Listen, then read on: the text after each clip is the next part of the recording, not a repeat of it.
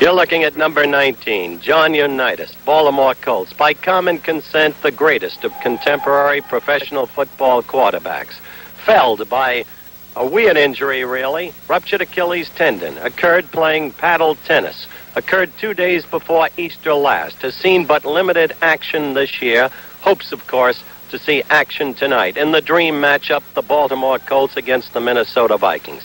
What man better to ask to evaluate tonight's contest? John? Well, Howard, it's going to be a battle of the front lines. Our front four has been coming on real well. Of course, Minnesota has been good over the past years. The defenses are basically similar, and the hard-charging front four, the defensive linebackers are real good on both teams. They get real good depth, and the secondary, of course, will be playing a lot of zone with the safety X's, the weak side X's, and so on. So it's going to be strictly up to the quarterbacks and how they read the zone defense and just where they throw the ball and try to pick the holes. Their quarterback, Quazzo, understudied you 4 years ago at Baltimore, claims to know your zone. What impact?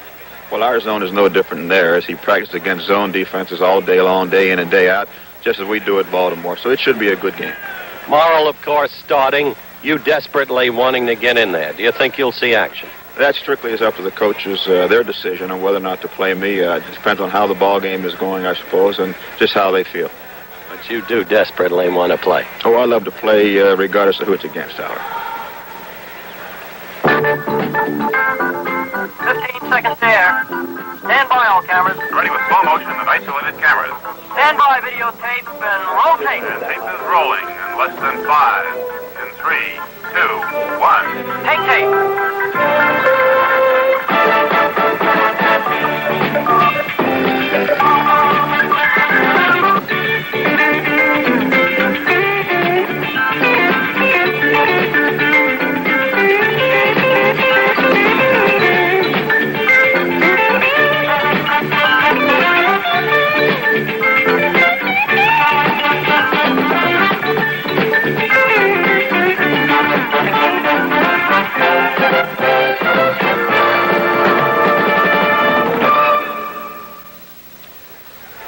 Tonight's game from Metropolitan Stadium, Bloomington, Minnesota, matches the Baltimore Colts, led by quarterback Earl Morrill. Earl Morrill, the 16-year veteran from Michigan State, who has for a backup the incomparable Johnny Unitas. And there are Earl Morrill's statistics through 5 games. And the Minnesota Vikings, whose attack is directed by Gary Quazzo. Gary Quazzo, a former Baltimore Colt, now in his 9th year out of the University of Virginia. And there are Quazzo's statistics through 5 games. And NFL Monday Night Football is brought to you by Sears Tire and Auto Centers, where you'll find die-hard batteries and a complete line of quality tires. And by Ford, who invites you to see all the 72 better ideas at your Ford dealers. Some of the crowd at Metropolitan Stadium. Good evening, everyone. I'm Howard Cosell. Welcome to still another Monday night of NFL football. This one needs absolutely no build-up. We think John Unitas put it succinctly and well. The 2 great front fours, the great core of linebackers, and the 2 respective quarterbacks trying to pick each other apart, in effect. And, of course, Baltimore at 4-1, defending Super Bowl champions, needing a victory tonight to move ahead again of challenging Miami in the Eastern Division of the American Football Conference. Minnesota dreaming of Super Bowl all over again, needing a victory tonight to stay ahead of still challenging Detroit and Chicago. To analyze the Baltimore offense, the Minnesota defense, that expert of football lore, Don Meredith. Thank you, Howard. I think Baltimore actually has the edge in the offense tonight. Earl Morrill's leading a team that has a runner, Norm Boulash, who has missed 9 quarters this year, 1 full game, and 5 more quarters. And he's still leading the National Football Conference in rushing, averaging 7.1 every time he carries the ball. That's not a bad runner. He also has Tom Maddy, an experienced veteran back there. His main job is to control the football against the Minnesota defense. In my opinion, the number one thing tonight is, can the Minnesota front four put enough pressure on the running game of the Baltimore Colts and put a pressure on the passer, Earl Morrill. We talked to Earl Morrill earlier and Alan Page of the Minnesota Vikings. Let's see what Earl has to say.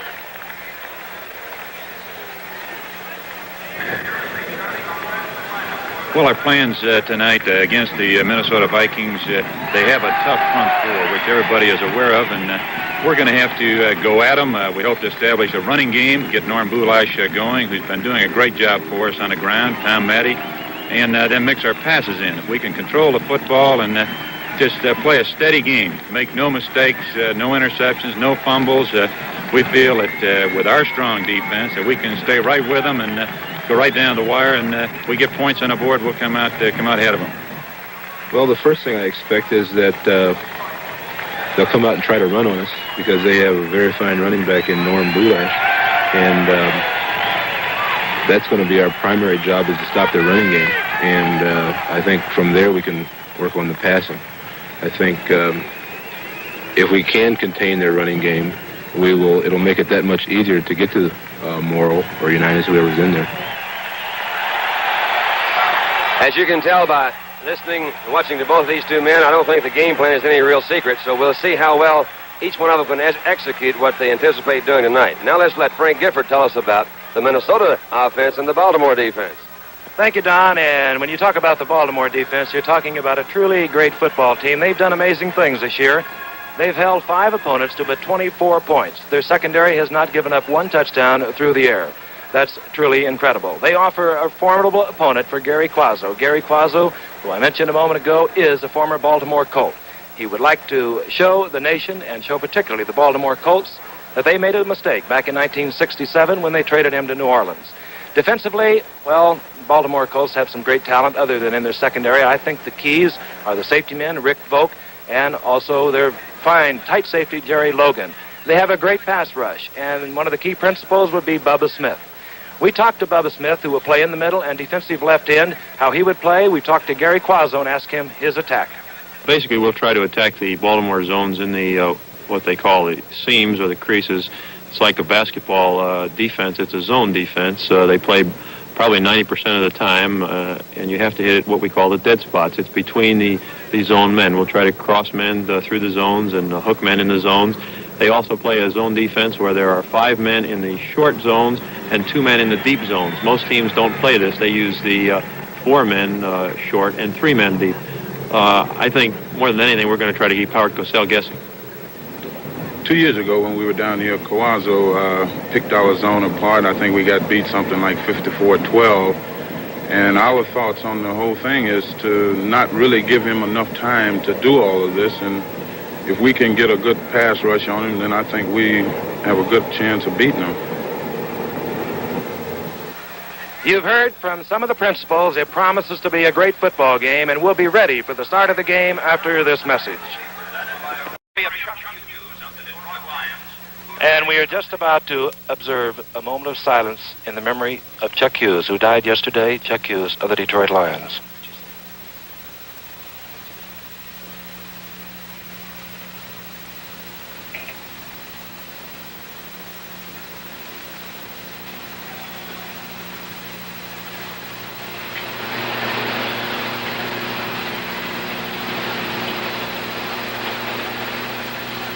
And now the Viking Band, directed by Ralph Mendenhall, will play our national anthem, and Charles Wood will lead us in the singing. Let's all join in. Oh, say, can you see by the dawn's early light what so proudly we hailed at the twilight's last gleaming, whose broad stripes and bright stars through the perilous fight o'er the ramparts we watched were so gallantly streaming, and the rocket's red flare, the bursting in air, gave proof through the night that our flag was still there. Oh, say does that star-spangled banner yet wave o'er the land of the free and the home of the brave.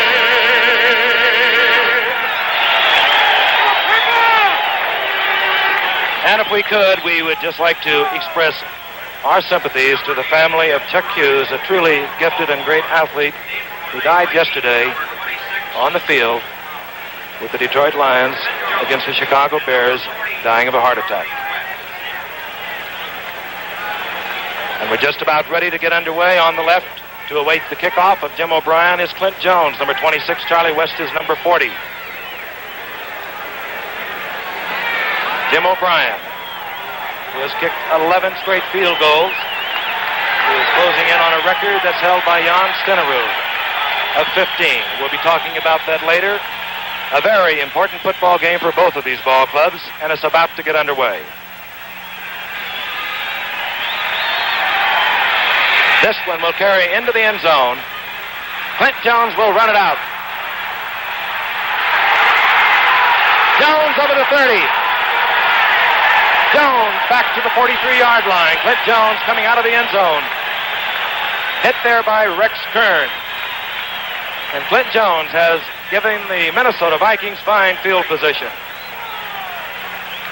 Quickly, we'll tell you the wide receivers for the Minnesota Vikings. Number 86 is Al Denson, replacing the injured Gene Washington. Bob Grimm is the flanker, now coming to the right. The tight end is Stu Voigt. The quarterback, Gary Quazzo. This is Bill Brown, one of his setbacks, being met at the line of scrimmage on the right side. Coming up hard, Jim Duncan from his right cornerback position. Ray May was there, number 56.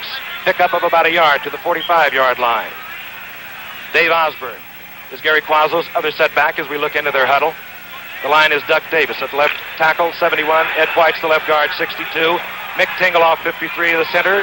Milt Sunday, the right guard. Ron Yeri, the right tackle. Second down and 8. The play fake. Quazzo looking for Osborne behind the screen, and he overthrows. And the screen was there. Ron Yeri out in front, along with Mick Tingeloff. Defensively now for the Baltimore Colts. Roy Hilton is the starting defensive tackle as we look at Bud Grant, the head coach of the Minnesota Vikings. Freddie Miller, number 76, the right tackle. Billy Newsome, the left tackle, 81. Bubba Smith, the left defensive end. Big Bubba Smith, number 78. The secondary, Jim Duncan at the right cornerback, 35. Charlie Stoops, the left cornerback, number 47. The two safety men, Rick Volk, 21. Jerry Logan, 20. Third and 8. The ball resting at the 44-yard line of the Minnesota Vikings. To the left, Denson. To the right is Grimm. Both backs out of the backfield. Firing way downfield. Apparently intended for Stu Voigt, overthrown. So the Colts have held on their first series. As we look at Don McCafferty in his second year. Bob Lee comes out to do the punting for the Minnesota Vikings with a 39.9-yard average. Dropping deep for the Minnesota Vikings is Rick Volk. This is Bob Lee. Good high punter. This one off the side of his foot. Volk will still have to fair catch at the 21-yard line. Rick Volk with the fair catch at the 21. A 35-yard punt for Bob Lee. So the Baltimore Colts take over. Earl Morrill, as we told you, opens at quarterback. Ray Perkins is his flanker, number 27. Eddie Hinton, his wide receiver to the left, generally. Bob Vogel is the left tackle, 72. Glenn Ressler, 62, the left guard. Bill Curry, the center, 50. John Williams, the right guard, 75. Dan Sullivan, the right tackle, starting at tight end, number 84, Tom Mitchell. Tom Matty and Norm Bulash are the setbacks. Bulash, behind blocking, picks up perhaps 2 yards. Bulash. That at the line of scrimmage, Wally Hilgenberg was there. Interesting that McCafferty has started Mitchell for the second week in a row. Mackey apparently well enough, despite a damaged elbow, to play again. Some thought that they'd want Mackey in there for blocking help for Sullivan against such as Carl Eller, but no, he's going with Tom Mitchell. A pickup at 2. The ball is now on the 23-yard line of the Baltimore Colts. Second down and 8. In motion goes Perkins to the right. Bulash moving for yardage. Met there by Paul Krause, the free safety. A pickup of almost 8 yards. We'll see how close it is to the first down, and it appears to be just short. Perhaps a foot. The ball just over the 30-yard line. And in will come the short yardage offense of the Baltimore Colts. Nottingham comes in at one back, and Mackey comes in as the other tight end. So Nottingham, Bulash, and Mackey as Perkins goes to the sideline.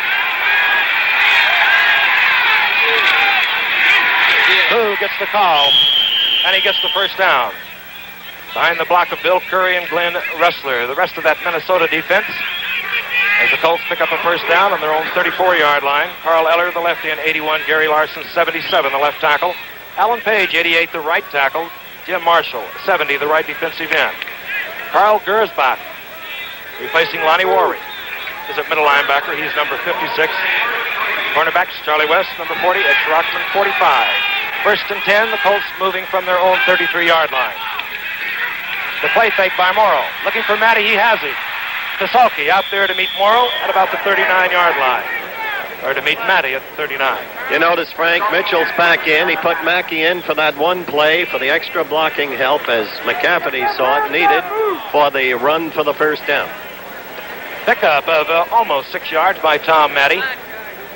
Both of these teams like to use their backs coming out of the backfield. A very effective play. Both of them circling out of the backfield, working against the zone, looking for those open areas. Paul Krause is the free safety. For the Vikings, Carl Kasalki, the tight safety. On second down and 4, the ball from the 39-yard line of the Colts. To the right, Perkins, Hinton to the left. Morrill again with the play fake. Throws it out of bounds. Going again for Tom Matty. He wasn't there. So that will bring up third down, and it will also bring an awesome pass rush. Principally, we'll tell you that Dan Sullivan, the right tackle, has his job cut out for him tonight for the Baltimore Colts, going against Carl Eller. On the left side, Bob Vogel will be blocking against Jim Marshall. Glenn Ressler has to handle Alan Page, who many think is the finest member of this front four currently. Gary Larson will be up against John Williams at right guard. Third down and 4. The ball at the 39-yard line. Left is Hinton, right is Perkins. The draw play to Bulash. Bulash moving over the 50.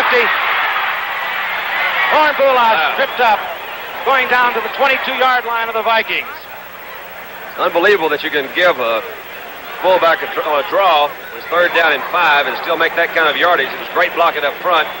As everybody pointed out, the Vikings did expect the pass. A great call by Morrill. This Bulash is really something else. He's done just about everything they hoped he would do a year ago and even more this year. He has been hurt a little bit this year. You see him now. He's gone off 4 rushes already tonight for 54 yards. Give the ball to Booth. Don Nottingham replaces Bulash. The ball at the 22-yard line. First and 10. Perkins motion right. This is Nottingham.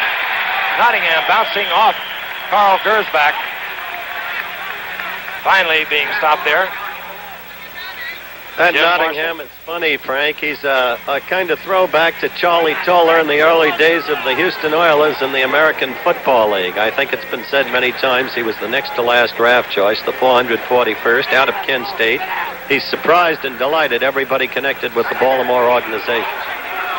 And Nottingham, a pickup of about 2. Second down and 8. The ball at the 19. The quick pass over the middle of Mitchell is no good. Picked off. Ball bouncing in the air. Carl Kasalki, I believe. When you see interceptions, you hate to see them anyway, but especially when they go in and out of the hands of your offensive receivers. It's very unfortunate for Baltimore in this case because he did have the ball too, Mitchell. And NFL Monday Night Football, the Baltimore Colts versus the Minnesota Vikings continues from Metropolitan Stadium in Bloomington with the score, Minnesota 0, Baltimore 0. Carl Kasalki of the Minnesota Vikings has just put a stop to a drive of the Baltimore Colts with an interception. The Minnesota Vikings now have the ball, first and 10 on their own 14-yard line. 9 minutes, 31 seconds remain to be played in the first quarter from Bloomington, Minnesota. Grimm to the left, Denson to the right. The setbacks are Brown and Osborne. Big Bubba stepping offside. The flag is down. Osborne is met at the line of scrimmage by Freddie Miller and Hendricks, number 83, Miller, 76. And it did appear as if the Baltimore Colts were drawn offside.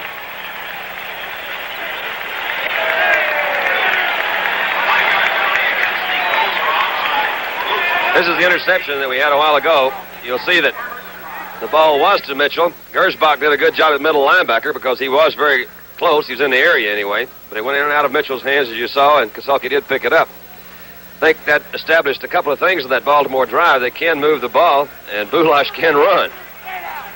He can. He's the leading rusher in the American Football Conference, 420 yards. The Vikings now with 1st and 5, moving from their own 18-yard line. Bill Brown trying the middle of the line. And he runs into it. Billy Newsom was there, number 81, as Brown picks up about 3 yards. The ball now at the 23-yard line. 2nd down.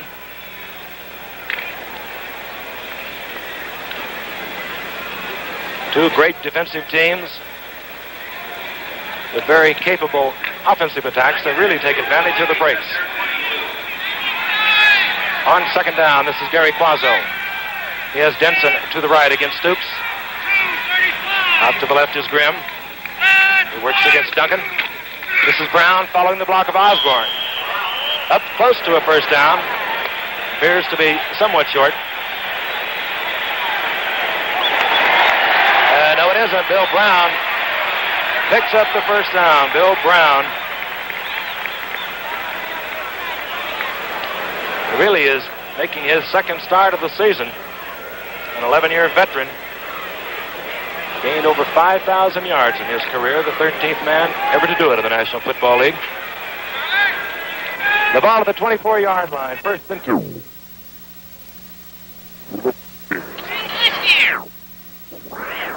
Out to the left rim, Denson to the right.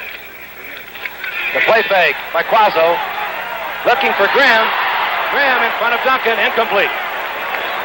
Number 35, Jimmy Duncan was there.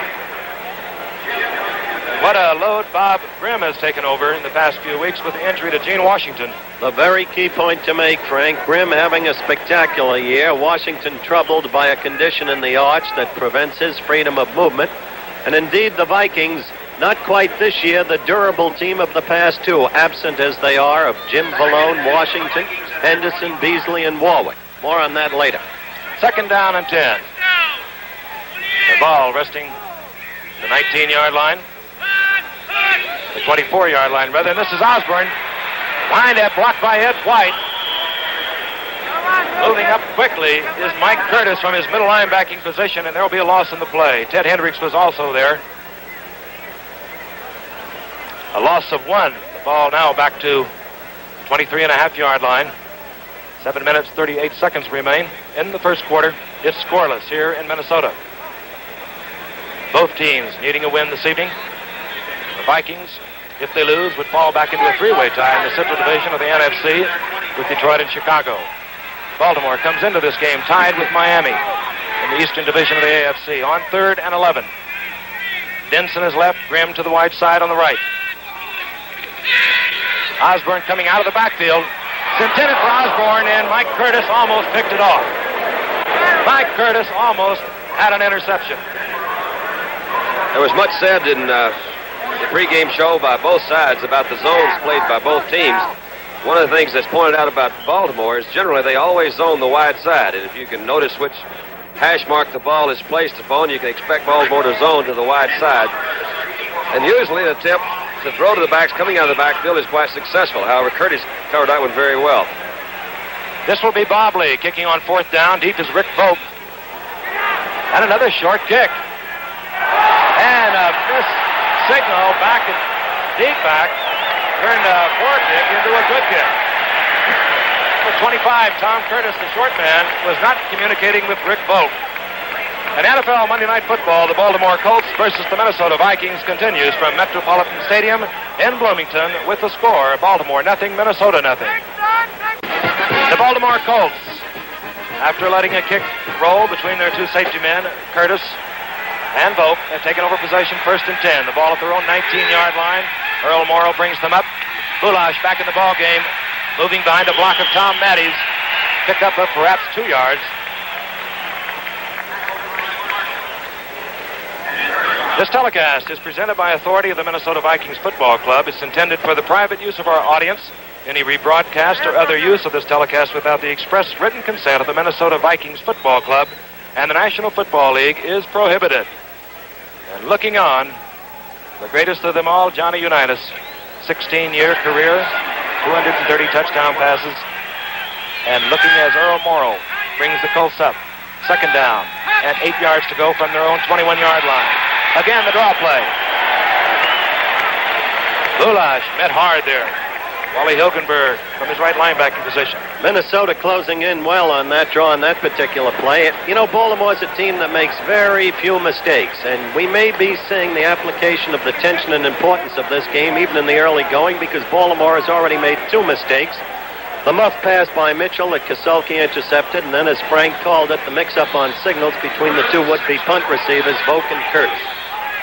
We'll watch now as the Colts operate from their own 22-yard line on 3rd down. Perkins going in motion to the right. Hinton is out to the left. Both backs flooding out to the left end. Boyle's in trouble, but he gets away. Sherachman, and was he inbound? Yes, he was. Sherachman taking that ball away from Eddie Hinton. 3 critical mistakes within the first 10 minutes of the ball game. You don't usually see this done by Baltimore. Don? Well, the only thing is you see that Earl got a great rush. Jim Marshall from the right side came in. He threw this one off balance, gave Sherachman time to play his receiver, head up, and he made a good move coming in front of Hinton. I would say if from a critical standpoint, which is tough to be critical because I know Earl was under a lot of pressure, but he threw that one a little bit late, a little hesitancy in his throw, and it was picked off. So Ed Sherachman, with his 3rd interception of the season, has given the Vikings first and 10 from the 23, sprinting out as Plazo. To Boyd. Boyd inside the 10. Boyd to what appears to be the 2-yard line as Earl Morrow looks on.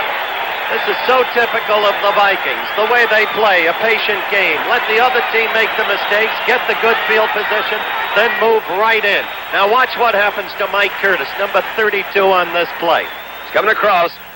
Actually, Cavazzo's doing something that I think is pretty good. He's rolling out to get away from that rush that they have. Boyd just had a step on Curtis, and that's all there is to it. There were 2 missed tackles. It's Logan coming over from his safety position to protect against the score. They're on the 2-yard line now, and we'll see what they do. Gary Quazzo, who has just completed that pass to Stu Voigt. Coming out to the right in the motion is Grimm. Osborne into the end zone. Dave Osborne for the touchdown. Vikings moving 27 yards in, but 2 plays. The big one, of course, that pass by Gary Quazzo to Stu Voigt to the 2-yard line. There he is, Dave Osborne. A straight-off tackle shot. He gave the ball to Osborne. Osborne has been a clutch man for him all year. He goes after that goal line. Rick Bolt came up to try to put a stop on him and actually just slid by him. Fred Cox is on for the conversion. Krause will hold. Cox drills it through the center. And with timeout, the score is the Minnesota Vikings 7, the Baltimore Colts nothing. Back at Metropolitan Stadium, Bloomington, Minnesota, the Vikings out in front of the Baltimore Colts, scoring after a turnover, as they have done so often. This is Fred Cox, who has scored in now 118 consecutive NFL games, and that is an NFL record. Deep for the Baltimore Colts, number 42, Charlie Pittman, number 23, Don McCulley. Cox with a long, booming kick. Pittman runs into the goalpost. The ball goes through the end zone, touchback.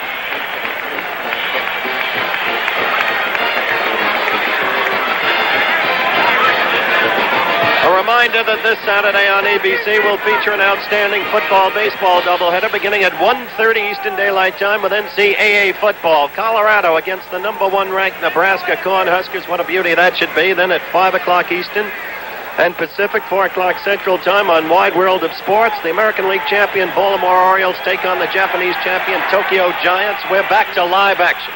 The Colts with first and 10 from their own 20-yard line. To the left is Hinton. To the right, Perkins. This is Bulash. Bulash upended there. Number 29, Carl Kasulki, coming up.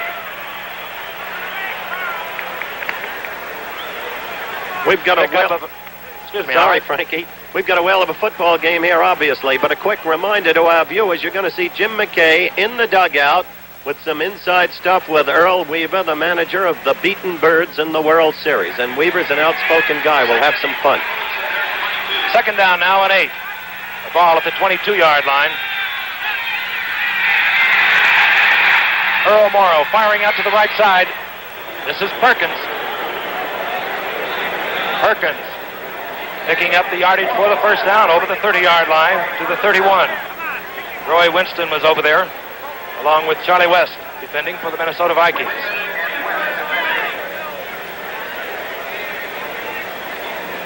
Ball now at the 31-yard line.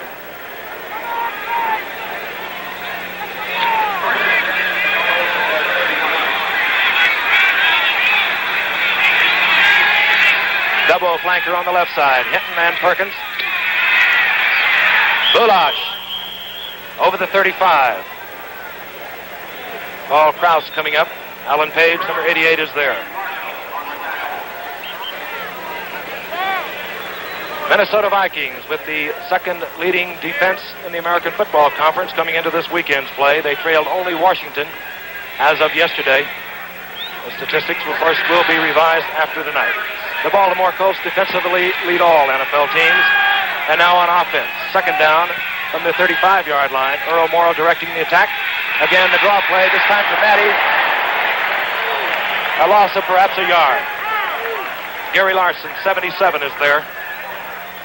One of the things that helps a draw like this is a good passing attack. That draw actually is not effective unless you can establish the pass. Earl has not really done that much on the passing game so far, but when he rolls out, as sometimes he does, cause the defense to shift with him, he can drop the ball into a halfback or a fullback, and he sometimes can make good gain up between the guard and the tackle. That time the Vikings were waiting on him.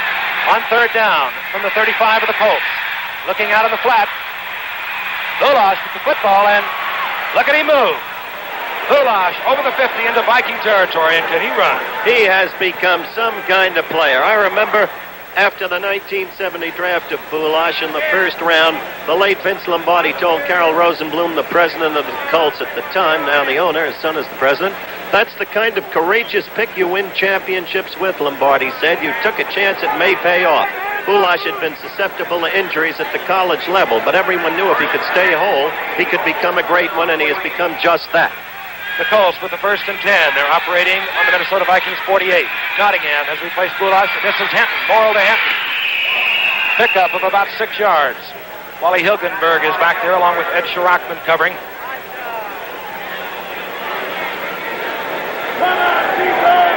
Here's Wally Hilgenberg, number 58, from his outside linebacker position. This pass is almost impossible to break up. Hilgenberg came out as quick as he could. Schirachman, 45, is in front of him. Now, unless they're in a zone and roll to that side, it's very difficult for a defensive halfback or a linebacker to break that pass up. Very effective. Out to the right go both wide receivers on 2nd down and 3. This is Nottingham bouncing off. Nottingham, wow.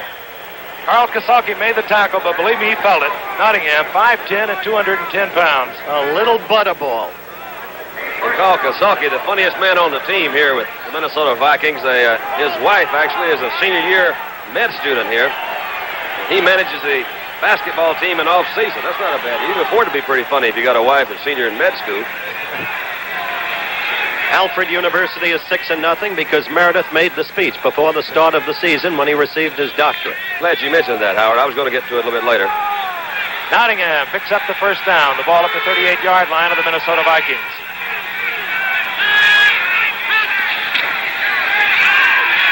Morrow attempting the screen. Big pressure by Carl Eller. Big play by Eller, Frank. That screen was well set up. I can only see 2 Vikings in the area, and there's 1, 2, 3, 5 Colts over there. The idea is to bump Eller and then go out and set up the screen. They bumped him, but Eller is up there around 6'6", 6'7". We'll take a look at it here. You'll see a quick bump. Go out to set up. He comes in. It's got to be about 10 foot. Yeah, that's 12 feet up there. That cat's something else. Anyway, he knocked the ball down and prevented what could have been a big gain for the Colts. They might have to change the blocking on the screen with Carl Eller involved. 2nd down now and 10. The ball at the 37 of the Vikings. To the right is Perkins. Hinton's to the left. Again, the draw attempt, and it goes nowhere. At the bottom of the pile, Gary Larson, number 77. Alan Page was there. I would say so far, Frank, that Earl failed to mention that his game plan was filled a great deal with draw plays. If my recollection doesn't fail me, I think that's the 6th attempt at a draw. It is a very effective play when properly set up. And that properly set up, I guess you maybe don't have to do it as much against some teams as other, but that's really to defeat the harem, scare 'em, let it all come pass rush, and these Vikings can really put a pass rush on you.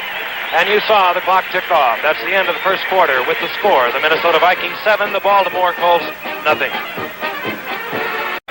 As we begin the second quarter from Bloomington, Minnesota, the Colts trail the Minnesota Vikings 7-0. They have a third down, 11 to go. The ball is resting on the Vikings' 38-yard line. Hinton goes out to the left. Sherrockman is out there. To the right is Perkins. He is covered there by Charlie West. Morrill on a straight drop back, sends Goulash out of the backfield. He's hit, gets away, a flag goes down.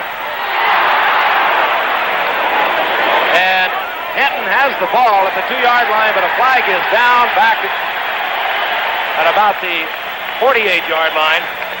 They're calling it back.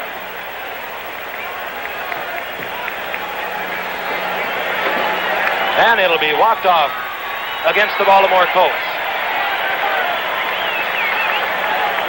Holding, and what a bad time to pick that call up.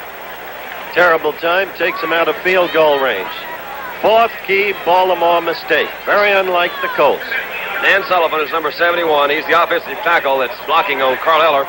You'll see as Eller goes around him, Sullivan's right hand kind of hooks in a little bit right in there on his arm, and that flag comes in right behind him. Holding is a difficult call. You can almost isolate any play, and it appears that there's holding on every play. Third down now and 26. The Colts operating from their own 47. This is Goulash getting away from Gersbach, tripped up over the 40-yard line. Carl Kasalki made the stop. Pickup of about 16 yards for Goulash. That will bring up fourth down. There are the statistics from the first quarter. Jim O'Brien has come onto the field, the hero of the Super Bowl of last year. I think those statistics are very revealing as to the pattern of Minnesota play as we watch this field goal attempt. They're trailing in every statistical area, and yet they're ahead. One opportunity in. From the 45-yard line, it'll be short. This is Charlie West at the 2-yard line. Charlie West back to the 20-yard line. That was O'Brien's first miss of the season. He'd hit 11 in a row coming into tonight's game. 12 if you count that Super Bowl shot. And with timeout, the score is the Minnesota Vikings 7, the Baltimore Colts nothing. You'll see, you look over in the corner of your screen, this is a timer we have. It's expected for every kick to be off no later than 1.2 or 3 seconds. This one was off in 0.9 seconds, I guess you'd say. So he had plenty of time to kick this one. The kick was just short. It seemed to be a fairly good hole. These things happen. That's why they're misses, and that's why we appreciate the ones that hit. And Jim O'Brien had 11 consecutive field goals until that miss. The Vikings now, 1st and 10. They're on their own 20-yard line. Grimm is left. Up the middle goes Bill Brown. He's met there by the middle of that Colt defensive line. 81. Billy Newsom was there. Minnesota offensive line has some problems in the middle of the line. Mick Tingeloff has been suffering from a pulled hamstring. He played last week against Green Bay, as did Milt Sunday, who has a bruised knee. But they're both giving it a go tonight. This is the big one. A pickup of about a yard for Brown. The ball now at the 21, 2nd down and 9. Gary Quazzo calling the signals. Quazzo dropping straight back. Looking for Benson. Beautiful throw. Benson. Sweet 9, they call him here. And actually, I guess he got that name in Denver. They ask him why. You'll see Quazzo come back in the end zone shot. Quazzo has excellent form as quarterbacks go. He sets up good, steps toward that receiver, releases before he makes the turn. That ball is right on target. You saw Denson run a sideline route. Sweet 9, he got the name because he said, I used to average at least 9 touchdowns a year when I was with Denver. As a matter of fact, he caught 250 passes in 7 years with Denver. A good, fine receiver. 1st and 10. The Vikings moving. They have the ball at their own 36.5-yard line. Quazzo again, trying to get the screen off to Brown. Brown gets the football, but Hendricks gets Brown. And this is some football player, number 83, 6'7", 230 pounds, and he has 3 interceptions thus far as a linebacker. Well, he's hard to throw over, wouldn't you say, Don? Yeah, let's take a look at him again. 6'7". What he's doing is reading the keys back. Here's man is Brown, and you can see him, and you'll see Brown come into the picture. He made a good move there. Actually, it's a good attempt to block him out in front.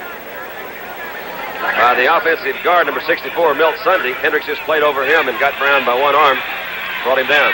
A loss of 6 yards. Second down now and 16.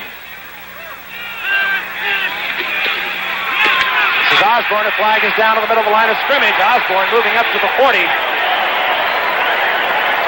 The flag is down, as is a Baltimore Colt at the line of scrimmage. And the Colt on the ground is Freddie Miller.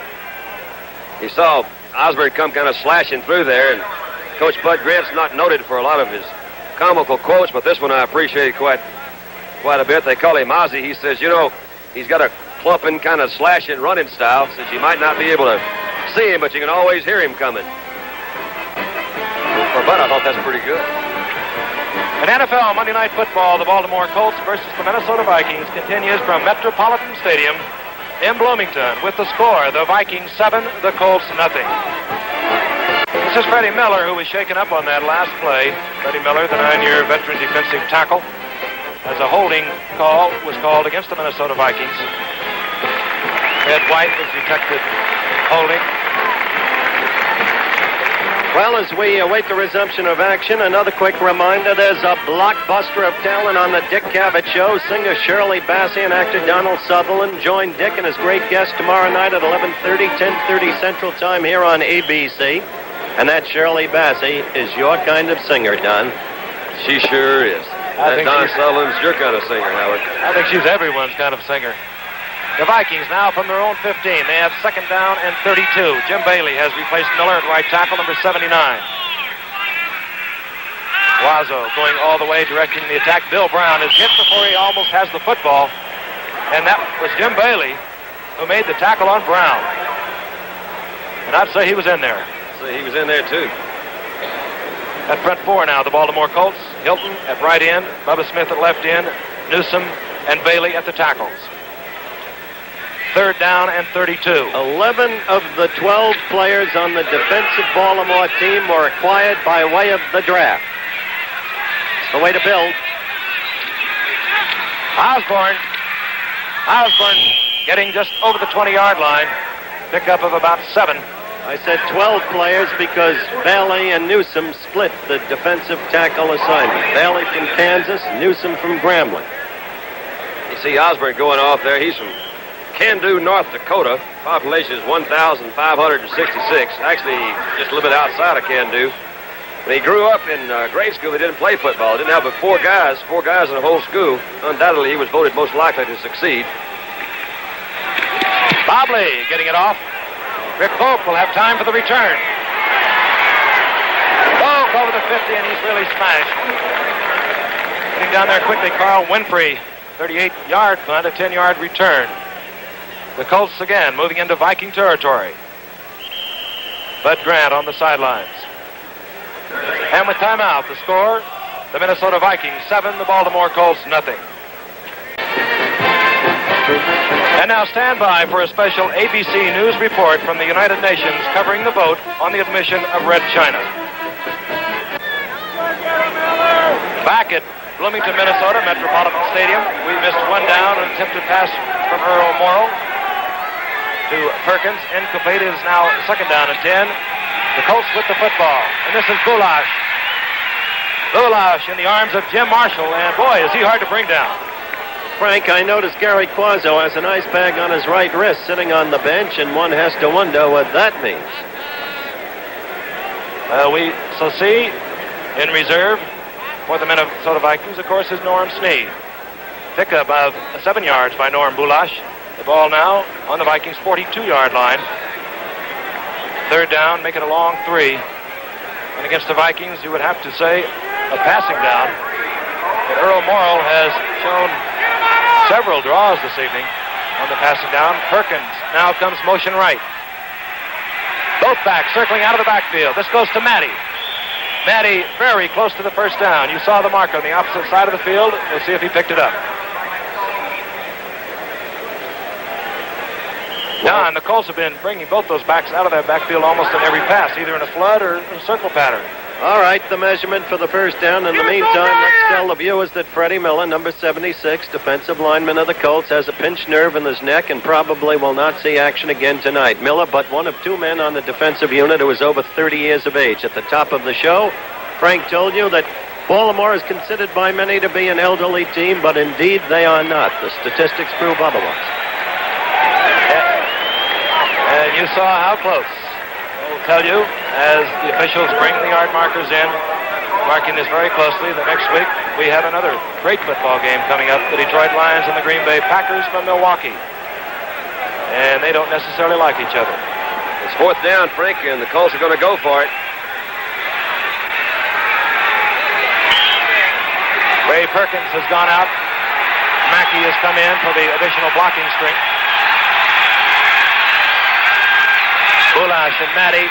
Matty gets the call behind Bulash. He hurdles the line, getting almost to the 36. Plenty of yardage for the first down. Tom Matty does a little bit of everything for the Baltimore Colts. Just going to say, Frank, so often it happens when you start talking about Bulash and Bulash, you seem to forget about a guy named Tom Matty who has really been this. Watch the effort that Matty has.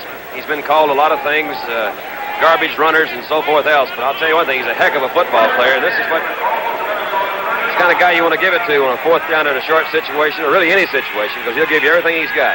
First down now from the Colts. They're on the Vikings 36. Matty again. Hurdling down to the 25-yard line is Matty. Kosolki's there for the stop. Both these clubs do a lot of razzmatazz. They reverse, double reverse, fake the reverse and throw. Jim Marshall, you may have seen your screen, was waiting for that reverse over there that they did fake to Perkins as he came back behind Matty. And while we see another measurement, I can tell you on this, the last day of trading, that Joe Dawkins went from Houston to Denver in a trade for Dickie Post. First down, as you saw.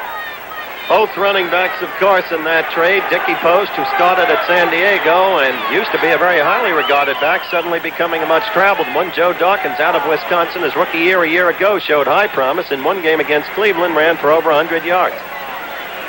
All right, Baltimore with the first and 10. They're on the Vikings' 25.5-yard line. Both wide receivers, Perkins and Hinton, go to the left. Bulash banging for yardage, a pickup of about 3. Tripped up at the line of scrimmage by Wally Hilgenberg. Paul Krause made sure. Number 22, pickup of 2. 16 rushing plays for the Baltimore Colts, and they're averaging 5.6 per carry. This against the Minnesota Vikings' great defense. And they have controlled the game offensively, yet they trailed 7-0. 8 minutes and 54 seconds remain to be played in the first half. Hinton to the left, Perkins to the right. Bulash, Matty, the setbacks. Again, Matty out of the backfield. This one fired to the tight end, Mitchell. Mitchell to the 13 or 14-yard line. Battling there with Carl Kosolki. Another first down. It's a nice luxury, isn't it, Don, to have a tight end tandem like Mitchell and Mackey? That's not bad, I'll tell you. Especially when you're playing zone defensive teams, because ordinarily those are the receivers that get most of the work. So much talk about zones and so forth, but supposedly those are the guys that are least covered in a zone.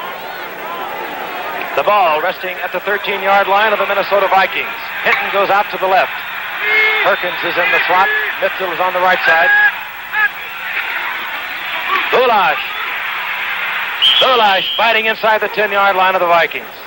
It's that ability to change directions right in the middle of the stream, so to speak, that makes great runners. Bulash, I don't think actually ended up exactly where that play was intended.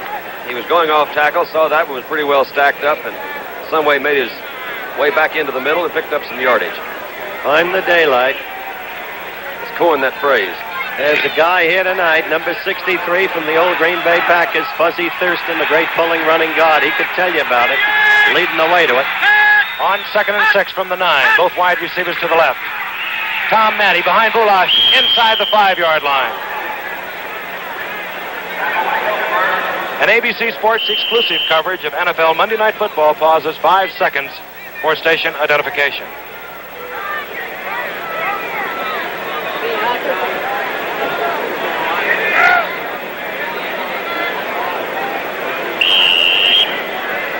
Back with the Baltimore Colts, a 3rd and 1. And the viewers will notice the way Baltimore has been running against this Minnesota team. Indeed, much the same way that Detroit tried to, and for a time did so successfully in our opening Monday night game of the season. And you see the Colts lining up with 5 men. They call it their meat grinder. Nelson is in at one guard. They go to the weak side. This is Matty. Matty tripped up at the line of scrimmage. Chirackman coming up from the cornerback spot to make a key stop. It's really tempting when a back, especially on a short yardage or a goal line play, when he goes to, he sees that outside, and you think it's open. But it's really not, because these people are playing to the outside. We'll see it again. You'll see Matty come to his left. A lot of blue shirts in the middle there, a purple shirt. Hilgenberg almost gets him. Comes around. Chirackman is the one that comes up.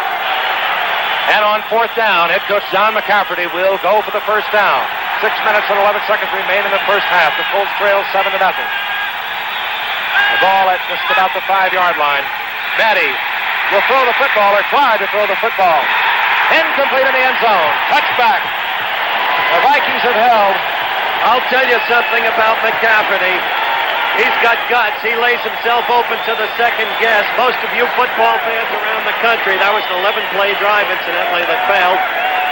He left himself open to the big second guess in the Super Bowl game last year. Remember, Frank Dunn, when just before the end of the half he didn't go for the field goal, passed it up? That's right. They call him Easy Rider because of the manner with which he See it again. It's plays like this that they work. They're just spectacular calls the next day. But you'll see the Vikings had that one pretty well covered. That was big Carl Eller in the end zone. How he got there, I don't know. Pazzo on 1st and 10 from the 20. Stu Voigt. Voigt to the 35 to the 36-yard line. Stu Voigt, the big tight end.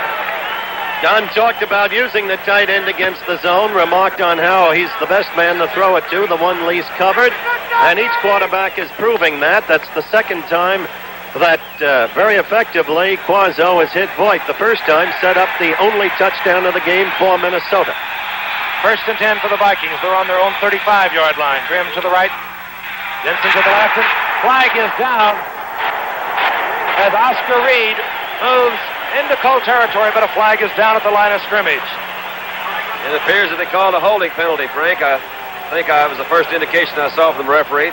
Oscar Reed has not played much tonight. Just came in. He has quick burst of speed and hit that hole.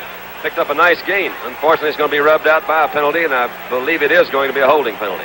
Golden wheels Reed. But what an abrupt transition in pace. Baltimore dominating the play, really, throughout the entire first half. And yet, look at that. 31 offensive plays to 16. Baltimore in ball control, and yet Minnesota, as always, playing its patient game, availing itself of Baltimore mistakes, capitalizing for the one touchdown thus far. First down, 24 yards for the first down. The Vikings operating from their 22-yard line. This is Osborne scrambling, as he always does, over the 25 to about the 26.5-yard line. Osborne, much like Tom Matty, he can do it all. Roy Hilton there in on the stop, the defensive right end for the Colts. Jerry Quazzo ascertaining the situation.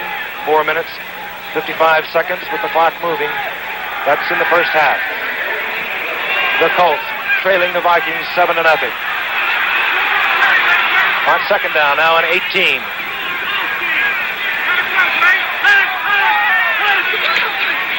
Oscar Reed. Ray May turns the block back, makes Reed cut back inside to the pursuit. No gain. A loss of about a yard. You saw a good linebacking play on the part of Ray May. Stepped across, made Reed turn back into that pursuit. As Frank mentioned in the opening of the show, Bubba Smith on that particular defense was playing right over the center. It was an odd man line by the Baltimore Colts. And when he's over in the middle of that line, he can pretty well stack it up. He, on his pursuit, actually helped make that tackle. Grady Alderman has come in, perhaps with a play. He replaces Davis in left tackle.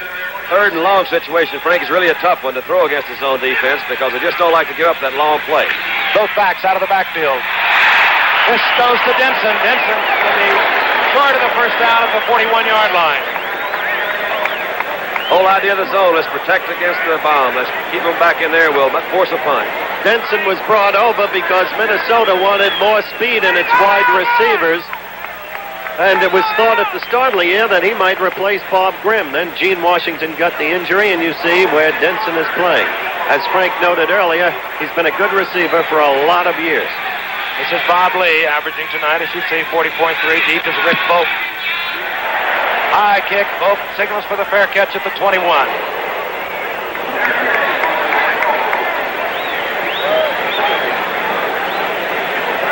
You know, one of the most important events in pro football history came about in 1920 when the National Football League was organized. The complete histories of the NFL and the other leagues that challenge the NFL are told in colorful and graphic display in the new Leagues and Champions Room of the Pro Football Hall of Fame in Canton, Ohio. This is just one of many outstanding exhibitions at the rapidly growing Pro Grid Showplace. It's open daily, the Pro Hall of Fame, 9 to 5 throughout the year. The Colts with the football again at their own 21.5-yard line. 1st and 10. Earl Morrill looking deep.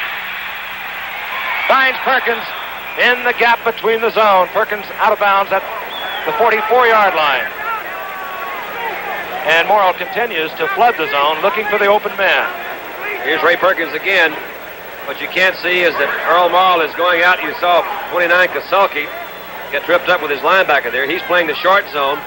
That's Shirachman, 45, coming up to make the tackle. He had the deep zone. As Frank pointed out, it was right in between these two guys. The linebacker is supposed to be in that area. Earl Morrill now 8 to 13 and 81 yards, but they still are not on the scoreboard. The ball now 1st and 10 on their own 44-yard line. This is Matty running behind Williams. Up over the 50 is Tom Matty. We are seeing a tough, well-played game tonight. It may not be spectacularly played, but that's only because the caliber, the quality of the respective opponents is so high. And you're going to see a lot of exciting action, we think, at halftime, too, especially in that game yesterday between the Washington Redskins and the Kansas City Chiefs. That and other exciting action on at halftime. The Colts moving into Viking territory have a 2nd and 2 at the Vikings 48. And a flag goes down as Matty goes down. Matty. Roy Winston was there for the stop. And again, a flag down at the line of scrimmage.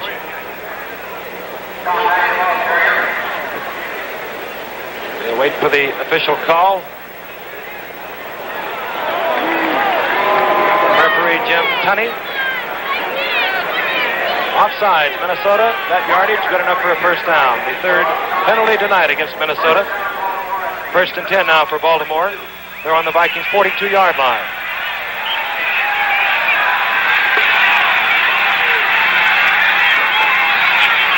Again, that formation that puts both wide receivers to the left. Now Perkins comes back to the right side, the wide side of the field.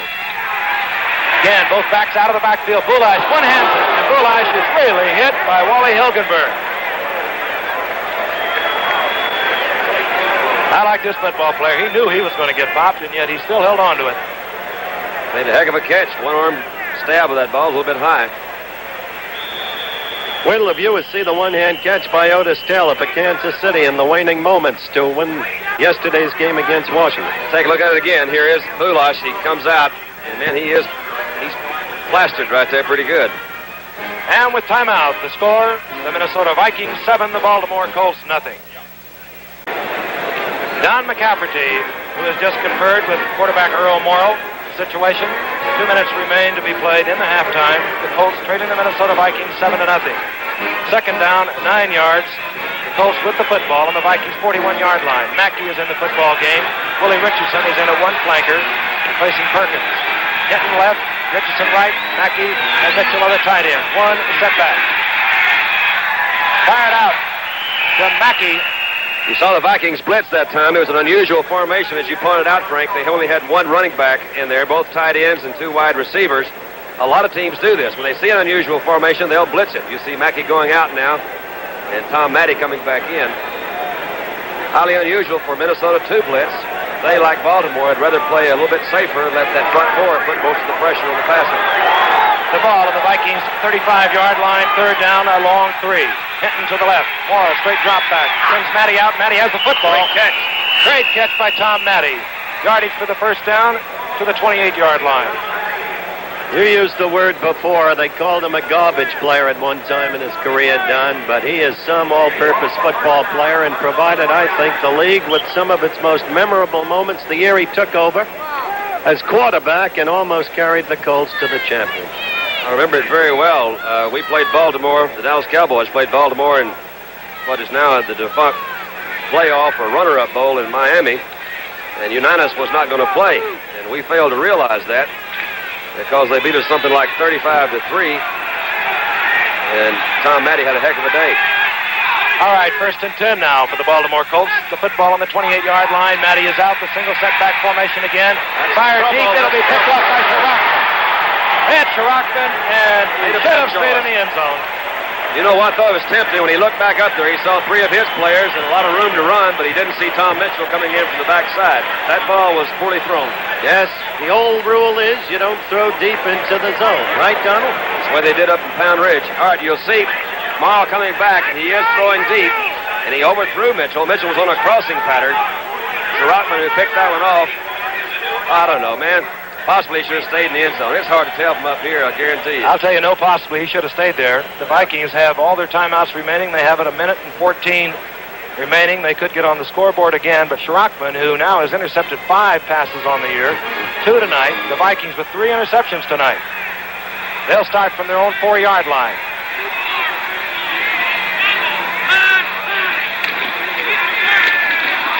Handoff. Oscar Reed. Pickup of about 4 yards. Reed moving behind the block of Ed White. Doug Davis. Getting back to that not throwing deep into the zone, Don. Scram was queried about it last year because Dawson was connecting with Otis Taylor, if you'll remember. The answer there was, as I think we pointed out, they had young backs in that Steelers secondary who weren't completely experienced enough nor attuned to playing the rotating zones with the kind of efficiency that the seasoned Minnesota defense manifests. By the way, they got the largest crowd in the history of Metropolitan Stadium here tonight, 49,784. Still another reminder that Saturday on ABC, a football-baseball doubleheader beginning at 1:30 Eastern Daylight Time. NCAA football, Colorado against the number 1 ranked Nebraska Cornhuskers. After that, the Baltimore Orioles take on the Japanese champion Tokyo Giants from Tokyo, Japan.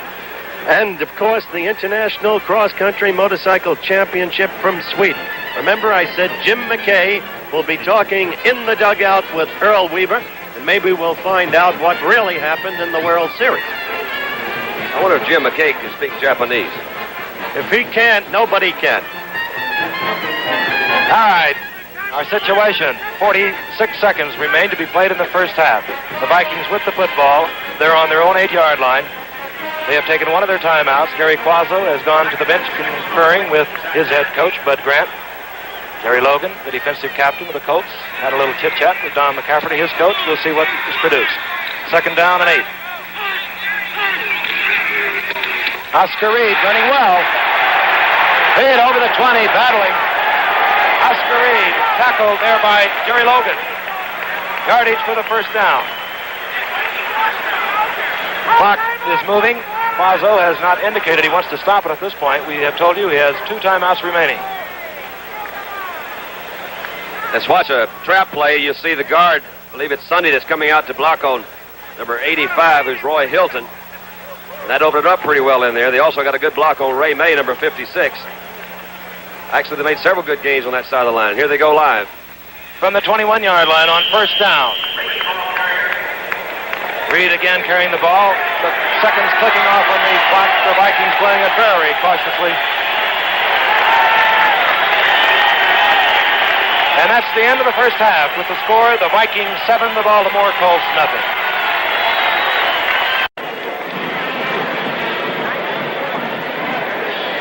Cosell, along with Don Meredith and Frank Gifford, live at Metropolitan Stadium, Bloomington, Minnesota. Halftime just underway. Record crowd all time here in the great Twin Cities area. 49,784 people. Minnesota opportunistically leading by a score of 7-0. Right there you see all the first half scoring. It came in the first period after an interception by Schrockman set it up, then a pass to Stu Voigt, and then the 2-yard run by Osborne. 4 minutes and 32 seconds remaining in the period to play. Minnesota leading 7-0, but an oddball game. dominated substantially, as you can see from the statistics in front of you, by the Baltimore Colts. Nonetheless, this is Bud Grant football. Let the other team make the mistakes. Baltimore had 3 interceptions, a punt return mix-up, a key holding penalty. And so Baltimore is trailing. Now, as always, we go to our NFL halftime highlights as selected by the producers of this show. The Oakland Alameda County Coliseum, the exhortation, go get 'em Raiders, and Oakland is doing just that to Cincinnati. 4:09 left in the first quarter. The Raiders leading 3-0. LaMonica throwing to Raymond Chester, the brilliant tight end from Morgan State. Quickly it becomes Oakland 10, Cincinnati nothing. What an athlete Raymond Chester is. Just a second-year man already, one of the best tight ends in the National Football League. Now, you're watching Kenny Anderson. We're in the third quarter. It's Oakland 17, Cincinnati nothing. The short pitch to Essex Johnson, as you saw. Essex bursting downfield with his great speed and shiftiness, and it becomes 17-7 Oakland. We're still in the third quarter. It's now 17-10. Horst Muhlman has kicked a field goal. Watch Kenny Anderson, the rookie quarterback from Augustana. He gets in. He's in for the touchdown, and it's a brand new ball game. Oakland 17, Cincinnati 17. This is fourth quarter action. 9 minutes remaining, and the game has been entrusted to Father Time, George Blanda. He throws to Marv Hubbard, number 44. The young man from Colgate goes in for the touchdown. Oakland reassumes command, 24-17 over Cincinnati. It's still, of course, the fourth quarter, 7:25 remaining. Watch Kenny Anderson. He's rolling left. He is going to flip a 4-yard pass to Speedy Thomas, and the Bengals have tied it up again, 24-24. It seems that annually favored Oakland has trouble with Cincinnati. But watch, again, 3 minutes remaining. And now, incredibly, Blanda has done it again. He has pitched to Clarence Davis, who goes on that sweep for 27 yards. Oakland at the moment is trailing Cincinnati by 3, believe it or not. There's the handoff to Marv Hubbard. Hubbard's in for the score. Oakland 31, Cincinnati 27.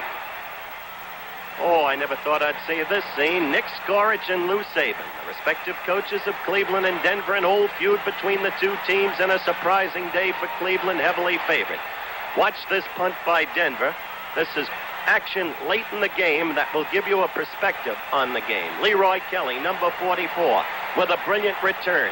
Notice the way he loped down that right sideline, a little bit in the fashion of Jimmy Brown in his prime.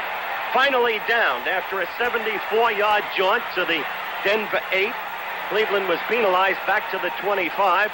And the purpose of all of that was to show you that that was Cleveland's longest penetration of the day, because here you see second quarter action as Bobby Anderson ran in 6 yards for a touchdown to give Denver a 14-0 lead over hapless and futile Cleveland. Here's Cleveland still in the second quarter, trailing 14-0. Bill Nelson pitching a pass, picked off by Forsberg, the linebacker, and he will run unmolested for the touchdown, virtually unmolested, one missed tackle, and then a veritable push-in by a Cleveland defender. Denver leads 21-0. Jim Turner adds 2 field goals, 27-0 in a tremendous upset, Denver over Cleveland. Tiger Stadium, Detroit, Michigan, the Lions coming out onto the field to face the Chicago Bears in a game that was ultimately to produce the terrible tragedy of Chuck Hughes. This is first quarter action. The Bears trailing 3-0, but Don Shai taking the handoff from Southpaw quarterback Bobby Douglas, bursting 21 yards for the touchdown, and the Bears lead it 7-3.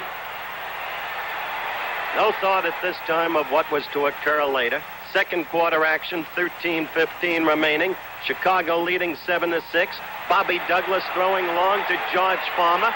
Farmer taking the ball and going in all by himself. The Bears now leading 14-6 over the Lions. This margin was short-lived. This is the very next kickoff. Mac Percival kicking off for the Bears. The ball taken by Ron Jessup. And can this youngster go? He broke one earlier this year that you viewers will remember from our halftime highlight show. Moving down the left sideline now with excellent downfield blocking. Jesse pours on the speed. He goes 102 yards for the touchdown. And quickly the score is lessened to 14-13 in favor of Chicago.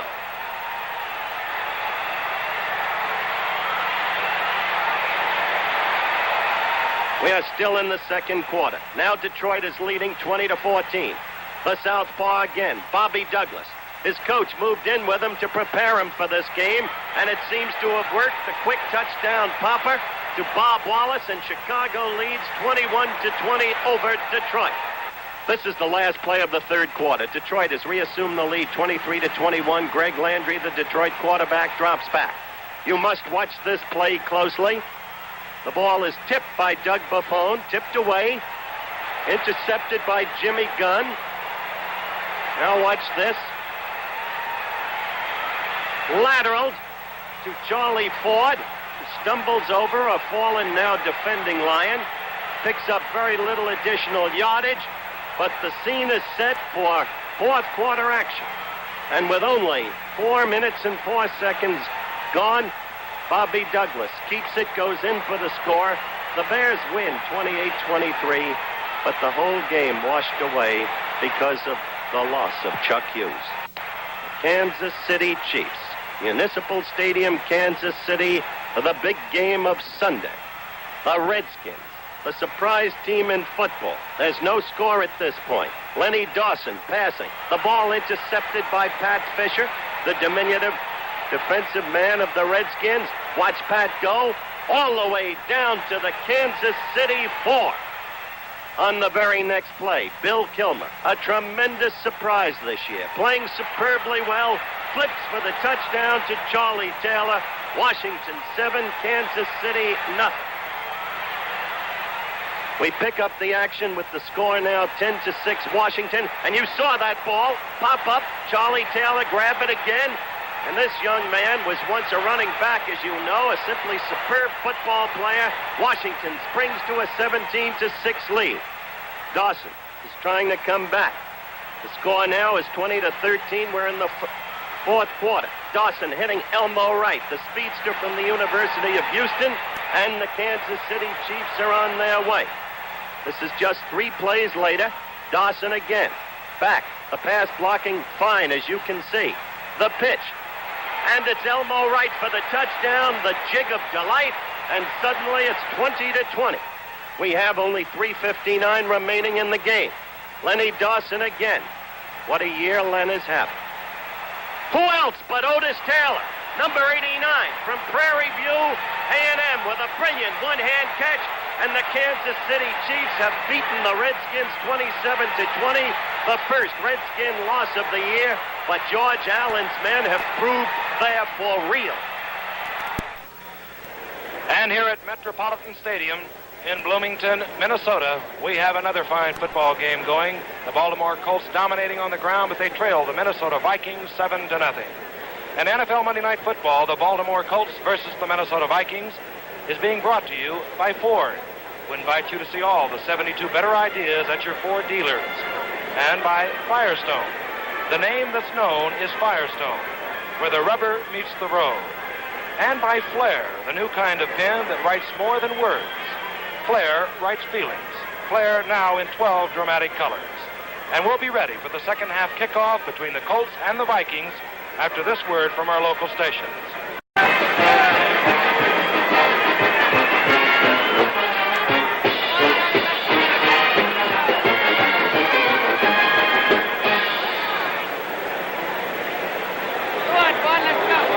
The Baltimore Colts, the number 1 defensive team in all of football, are that again this evening, but they are unable to get on the scoreboard. They trail the Minnesota Vikings at halftime 7-0, and we're getting ready to get the second half underway.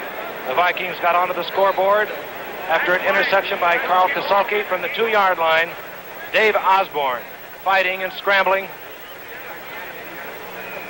gets into the end zone behind excellent blocking.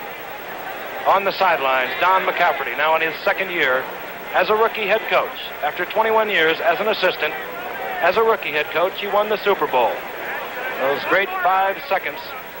And Jim O'Brien booted that 32-yard field goal to beat the Dallas Cowboys. Don McCafferty, as I mentioned earlier, they call the Easy Rider because of his easy approach to this game. He's called players Really like this man. They perform this for this man. Again, the billing. I don't know about the billing.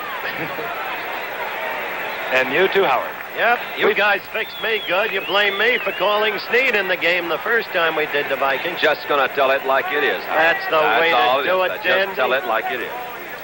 This is Fred Cox. Deep. For the Colts, 42, Charlie Pittman, and number 23, Don McCulley. Pittman at the top of your screen. There is McCulley, the number 1 draft pick from North Carolina for the Baltimore Colts. The second half underway. This will be Pitt. Charlie Pittman moves over the 35-yard line, driven out of bounds there. Bobby Bryant, number 20, puts the tackle on Charlie Pittman. He's an interesting player, Pittman. Out of Penn State, let's have another look at this. Started with the St. Louis Cardinals, was only activated a week or so ago by the Colts after they picked him up from the Cardinals. Charlie Pittman. He's telling me today, Don, that he thinks Penn State can play anybody, including Oklahoma and Nebraska. On the same day? Maybe. The Colts, 1st and 10 from the 31-yard line. Goulash, he's met by number 81, Carl Eller. I believe the Vikings worked on that play at halftime.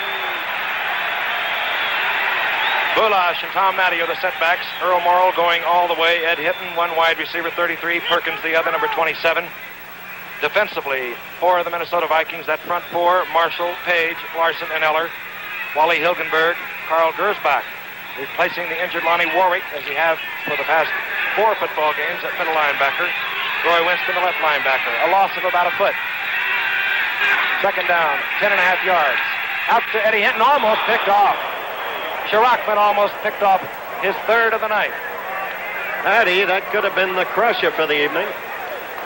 You get a look at the roll to that side, and the Minnesota Vikings and the Colts, I might add, hide that zone beautifully. The key for the quarterback is to be able to read the zone, what kind of zone it will be, hit the holes that are open, sending backs into the gaps of that zone, and both of these teams hide it, well, almost to perfection. 3rd down now, 10.5 yards. Out to the right is Perkins. Hinton out to the left. Both backs coming out of the backfield, looking for the opening. The pitch to Mitchell. Mitchell over the 40-yard line, tripped up there by Winston. Coming to rest at about the 41.5-yard line. It'll be 4th down. Oh, this is a lively crowd. They know their club needs this victory. They know the way their team plays, and the Baltimore team knows very well that if they lose tonight, Miami assumes first place in the Eastern Division of the American Football Conference. A lot at stake in this one. David Lee comes on to do the punting on 4th down. Deep, Charlie West. Number 40, number 20, Bobby Bryant. High, booming kick. Fair catch by Bobby Bryant at the 24-yard line. 31-yard punt. In NFL Monday Night Football, the Baltimore Colts versus the Minnesota Vikings continues from Metropolitan Stadium in Bloomington with the score. The Vikings 7, the Colts nothing. The Minnesota Vikings, their first possession in the second half. They'll begin their operation from the 28-yard line. 1st and 10. Denson goes out to the right, Grimm to the left. Grady Alderman is a lone replacement offensively at left tackle. Raza with the play fake, holding the football. He has Reed in the middle of the field. Oscar Reed bouncing off tacklers, moving to the Colt 45-yard line, make it the 46. And that's why they send those backs out, Don, to find those holes. All right, let's watch the zone work this time. You'll see the safeties coming back into the strong side. This is very close to a double zone. You see both safeties going deep to protect their halfbacks. The receiver coming right down the middle, number 32, is wide open. Now, there's not a safety in there. This is one of the flaws that we pointed out of the zone. We apologize if we keep saying this is a zone and this is a zone and what are they doing. The basic difference between zone is that they cover areas rather than man for man. We'll try to get to that more in a later, as Howard would say. All right, on 1st and 10, the Colts being drawn offside. Obviously, that wasn't offside. Let me just continue one thing else. That there are so many different type zones that possibly we should try to maybe inform you a little bit better exactly what we are talking about. But a basic zone is when they roll up to the strong side or where the flanker is, the flanker and the tight end. They'll roll up with a strong side halfback will cover an area. The safety, the strong side safety will try to cover deep behind that halfback. The weak side safety primarily will cover the middle area, but it does leave the halfback over on the split end basically in a man-to-man coverage. The offside penalty against the Colts, 5 yards. First and 5 now for the Vikings on the Colts 42-yard line. Quazzo back again. Going deep for Denson. Denson that time working against Charlie Stooks man for man. And that's what you get when you roll to the flanker side. You often get the man for man coverage on the weak side. Denson that time on the weak side. Well, I'm going to try one more time just a little bit of something else. What I saw was number 20, Logan, who was the strong safety that time, come up in what is referred to as a safety zone. And he covered an area which it did leave Stooks man-to-man over there, or deep all the way. But again, he's in an area situation. He knows that Logan, by going into the short zone of that side, does cover that short area.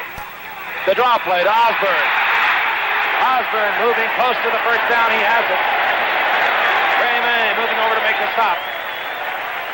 But the Vikings coming to life here in the third period, leading the Baltimore Colts 7-0. No scoring at all in the second period. One thing is sure, if they have to set... All right, let's look at that again. You see Osborne on that draw play getting the first down. If they have to go for a field goal, they'll go. They're not going to pass it up. That election to pass up the field goal in the first half by Baltimore could be very important. Gene Washing into the game and a split end for the Vikings. First and 10. Oscar Reed into the middle of the line. Pickup of maybe 2 yards. Down at the bottom of the pile, Jim Bailey, who replaced the injured Fred Miller in the second period. Jim Bailey, a second-year man out of Kansas. Second down now and 8. We'll tell you again, Gene Washington, who has not played much this year, is in the game replacing Denson. Gene Washington, who has been over the past few years so much a part of the Minnesota Vikings offense. Washington on the short side left, Grimm the flanker to the right on second down and 8. Quazzo is buried. Bubba Smith. Big Bubba Smith and Ron Yeri, who is blocking on Bubba Smith. Well, you just can't keep him out of there all night. He's something else. 6'8", 265. Big play. Baltimore defensively is thinking, get him out of field goal range. Look at Bubba burst through, and that was it for Gary. Bubba took an inside move that time. You'll see that he, with his hands, kind of threw Yeri to the outside. I'm not for sure, but I expect Bubba has been using an outside rush most of the evening, and that's what most defensive ends do use to protect that outside sweep or containment when the quarterback tries to roll out of the pocket. A tough third down and 15. The ball at the 42. Quazzo back. Firing for Voigt. Right on the money, and a good catch by Voigt. Voigt, the tight end, again looking for that little gap. It's a dangerous pass, but Quazzo put it in beautifully. Again. Let's watch these defensive secondary men. Again, going into a strong side zone. You'll see Voigt coming out, number 83. He's man for man on the linebacker. He has a couple of steps on him, and the ball is thrown perfectly. The safety actually responsibility is not him man for man. A beautiful shot of the zone. That's exactly what Quazzo told you at the top of the show he was going to do, and beautifully thrown because he threw it over the angle of Ted Hendricks. He certainly did. The Vikings now have first and 10. They're on the Colts 23-yard line. Grimm to the right, Washington to the left, Quazzo back again. Quazzo buried again, and Bubba did it again. He came in from another position this time, though, Frank. This is what, again, you mentioned earlier in the telecast. You'll see Bubba lined up on the center this time. Again, those huge hands, and gosh, he can move for a big guy. Sweeping to the outside. Tingelhoff is blocking on him, man for man, and also, as Frank mentioned, he's a little bit handicapped tonight. He can't move. He has a sore foot, sore ankle. And that's the pressure that Bubba talked about at the top of his show, too. He said, we've got to get to him. Put the pressure on the passer. And you're right to point out the pulled hamstring that Tingelhoff has been laboring under, but remember, Tingelhoff was victimized by a stacked defense, Buck Buchanan, in the Super Bowl 2 years ago. Back to live action. The ball from the 31-yard line. Reed on the draw play goes nowhere on second down. 9 minutes And 19 seconds remain to be played in the third quarter. And the clock is running. There are some rather impressive statistics for Bubba Smith. We'll give you another shot of Bubba. In slow motion, you'll see that. Look at that left hand right up the side of Gary's head. That's legal. But I'm telling you, imagine that guy weighs about 265, 75-pound whoop right at the side of the head. That'll get your attention. Third down now and 20. Osborne running inside. The Vikings obviously being careful, looking for the field goal. Getting field position. Osborne inside the 25 to about the 24, and out comes Fred Cox. Rick Volk made the tackle, but obviously Gary Quazzo, ascertaining what kind of a football game he is in, was not going to risk a long pass on 3rd and 15. Fred Cox comes on. He'll attempt to make it 10-0 Vikings. As you see, he led the NFL in scoring.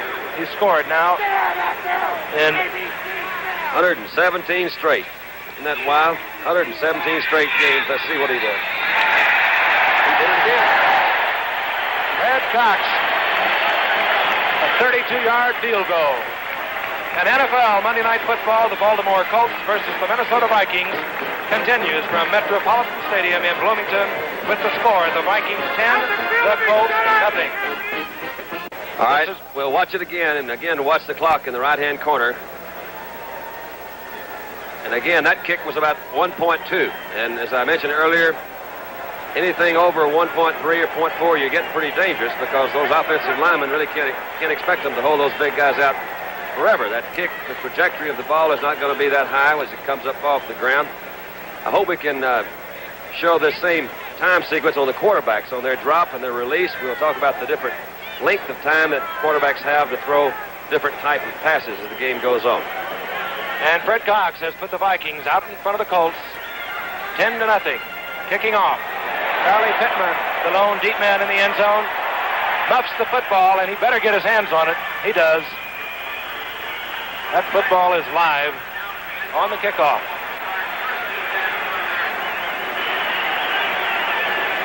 So the Colts now down by 10.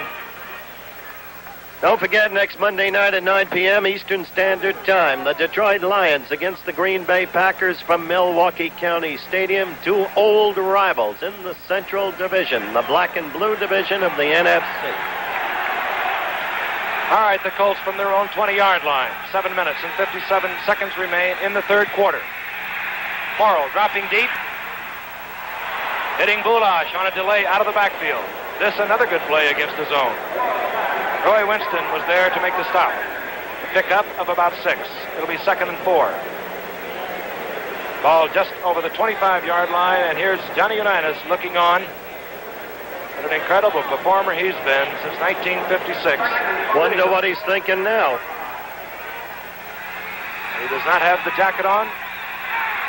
Oh, not warming up on 2nd and 4 now for Earl Morrill, going all the way. Bulash over the 30, close to the first down. Big Bulash. Gary Larson getting up. Wally Hilgenberg, number 58, getting up. First down. And if I could, I'd just like to take this moment on behalf of all of ABC Sports to express our sympathies to our colleague, Chris Schenkel, who over the weekend lost his mother. One of the truly great people in our stable, Chris Schenkel. Toss goes to Bulash. Hilgenberg was there. Ed Sharachman came up to turn it in. Loss of about 2. You'd think, actually, that, of course, I know Earl, as he stated earlier, would like to keep this ball on the ground, but we're getting into the final stages of the third quarter, or in the tail end of the third quarter. I think we have to see him put it in the air a little bit more, and again, he is taking the chance, of course, of the interceptions. The Vikings already have 3 tonight. The ball resting just about the 28.5-yard line, 2nd down, and we'll call it 12. Wide receivers both to the left. Now Perkins comes motion right. Morrow sending backs out of the backfield. Ooh, wow. Carl Eller, 81. Carl Eller beating the block of Dan Sullivan. That's what they love in Bloomington, Minnesota, Twin City country. Just let the purple gang get to the passer. Watch Carl Eller. And Sullivan trying to hold him out. Unable to do so. Eller right over him. That's the outside rush that Dandy described earlier. Magnificently executed by Carl Eller. Also might be pointed out, Howard, that was a screenplay that was called. Sullivan is the only man on this side of the line that is responsible for his man all the way. The rest of them bump and go out and set up in front of the screen. On 3rd down and 21, the ball at the 20. The prevent defense by the Vikings. Jeff Wright is in. Matty with the completion, but he will pick up only 5 of the necessary 21. Roy Winston for the stop. 4th down, and the Vikings have held again.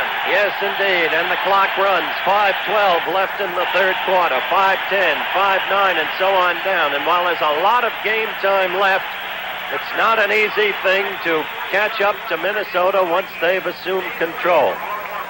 7 points is a lot different from 10. David Lee to punt to number 20. Bobby Bryant at number 40, Charlie West. High, wobbly kick. Charlie West will have time to run. And does he attract a lot of white jerseys? West getting just back to the 40-yard line. A 39-yard punt by Lee. And NFL Monday Night Football, the Baltimore Colts versus the Minnesota Vikings, continues from Metropolitan Stadium in Bloomington with the score: the Vikings 10, the Colts nothing. That's a pensive, perhaps even disconsolate John Unitas trying to exhort his teammates on the defense to wrest the ball away from Minnesota, about to undertake first down play on their own 39. You have to wonder what John's thinking. You have to wonder if he feels were he in there, he could begin to get through that Minnesota defense. Those yardies would translate into 21 miles. The Vikings, 1st and 10 from their 39-yard line. Washington is out, Denson back in. This is Osborne. Osborne ducking outside. Battling up to the 45-yard line is Dave Osborne. Again, an excellent example of being able to adjust and go outside. The hole was closed. He was designed to go off tackle at Bubba. You never know for sure. There is a play they call a collapse block where the guard will come out and try to block on the end like Bubba, and instead of trying to knock him out, he lets Bubba push him on in. They go outside of him. I don't know whether that's what that was or not. Pickup of 6. The ball at the 44, 2nd down and 4. Osborne gets the call again. Scrambling to about the 48-yard line. Ray May, number 56. Milt Sunday, number 64 for the Vikings out in front. 3rd down, we'll call it a long 1. Out will go Denson. Doug Davis comes in to give added blocking strength. I'd like to run into that in a dark alley somewhere. Great football player. Broad open daylight, just be careful. You know, here's why people run to daylight. Bubba Smith on a 3rd and a long 1.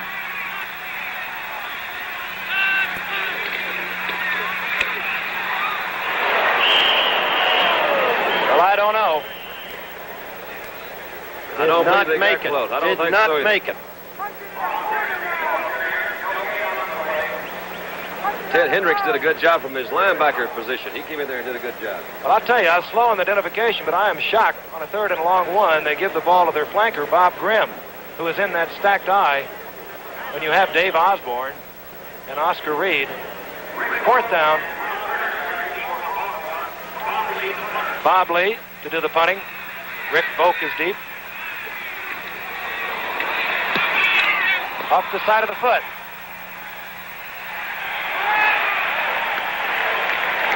And Tom Curtis handles the football. Jim Lindsay is there for the stop. The Colts will take over, 1st and 10 on their own 27-yard line.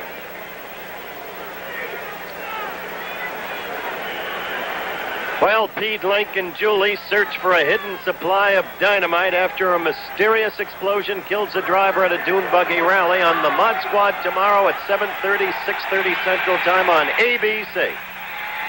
The Colts from their 27-yard line, trailing by 10. Perkins was really popped. Carl Kasulke unloaded on Perkins, and Perkins could not hold on to the football. Again, Earl Morrow sending 3 receivers into one zone, hitting the open man. You see Earl back up, trying to loft it over West's head. He does get it there, and Kasalki is the number 1 sole responsible for knocking that one loose, because he hit him about the same time the ball did. It's asking a lot to get a guy to hold on to a ball like that. Second down and 10. Ball remains at the 27. Perkins to the right. Morrow going to Bulash. Bulash scrambling for yardage for the first down. Gersbach was there. He could not stop Bulash. Bulash is limping off. Bulash limping to the sidelines.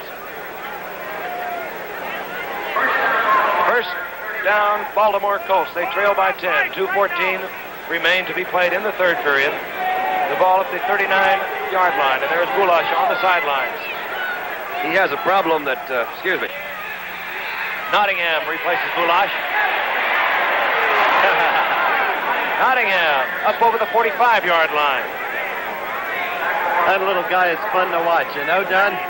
Yeah, he really is a heck of a football player. I was going to say about Norm Bulash, most of his injuries have occurred in his legs. He, some problem that I certainly never had during Unitas, you look at those legs, but Bulash has extremely muscular legs, and they're very susceptible to pulls, especially on a damp, cold kind of evening, such as it is here in Minnesota. Second down and 7. The ball at the 41. Matty through the middle of the line, behind the block of Bill Curry. Glenn Ressler. He'll be close to the first down. Bulash would be quite a loss. We've told you several times that he came into this game and remains after yesterday the leading runner in the American Football Conference with over 420 yards. The early diagnosis passed along to us, Frank, on Big Boo is a muscle spasm or a cramp in the left ankle. And as you said, if Big Boo is out for any length of time, it's a big problem. The first down, as you saw indicated, the ball resting at the 49-yard line of the Baltimore Colts. A minute and 20 seconds remain in the third quarter.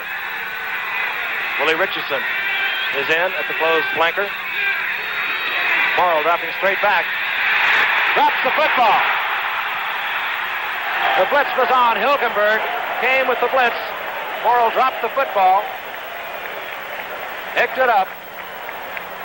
But a big loss. Gary Larson also in there pressuring.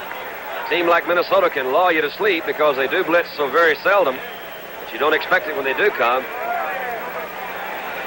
Hilgenberg was not even touched, I don't believe, on that Not last even play. touched, and they have a habit, don't they, Don, of making the big play. Earlier, it was Eller. You can say a lot of funny football jargon and do whatever you want to, but usually the best teams win. Bulash back in the ball game. Second down, 21. Fired incomplete. A flag is down at the line of scrimmage.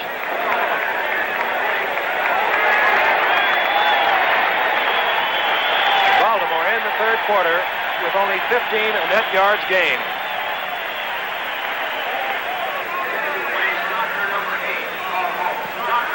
Earl Morrow. He's not happy right now. Things have not really gone well this second half. I think it was pointed out by Howard at the close of the half that Baltimore more or less dominated the first half play here, statistically anyway. But Minnesota has come back extremely strong defensively, as we expected. They've done fairly well at controlling the ball some on offense, too. But it's very frustrating for a quarterback. It's now second down men and a long way to go. And you're playing a containing-type team. You never know what is the right call, what is the best thing. The worst thing you can do is have a turnover in this situation. So you have to be, I don't know how you can be, but you should be maybe cautious, at the same time aware of the fact that you got 2 downs to pick up something like 40 yards or something like that. Second down and 36. Jeff Wright is the 5th man in the prevent defense of the Vikings. Out of the lineup is Gersbach. Earl Morrow. Willie Richardson. Richardson over the 35 to the 38. Carl Kasalki is again there. Roy Winston, big number 60. You talk about defense, which both of these teams excel at. We're going to get a chance to view college defense at its best level when we see number 1 ranked Nebraska this Saturday, Don, against Colorado. Right here on ABC. Did I say Colorado? I think so. That's right. Eddie Crowther's got a fine football team there. Got a lad named Branch who can really break the long one, some kick runner.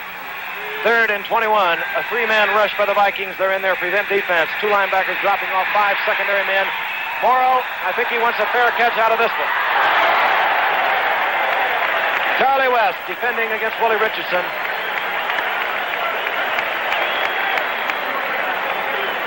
As the clock ticks off,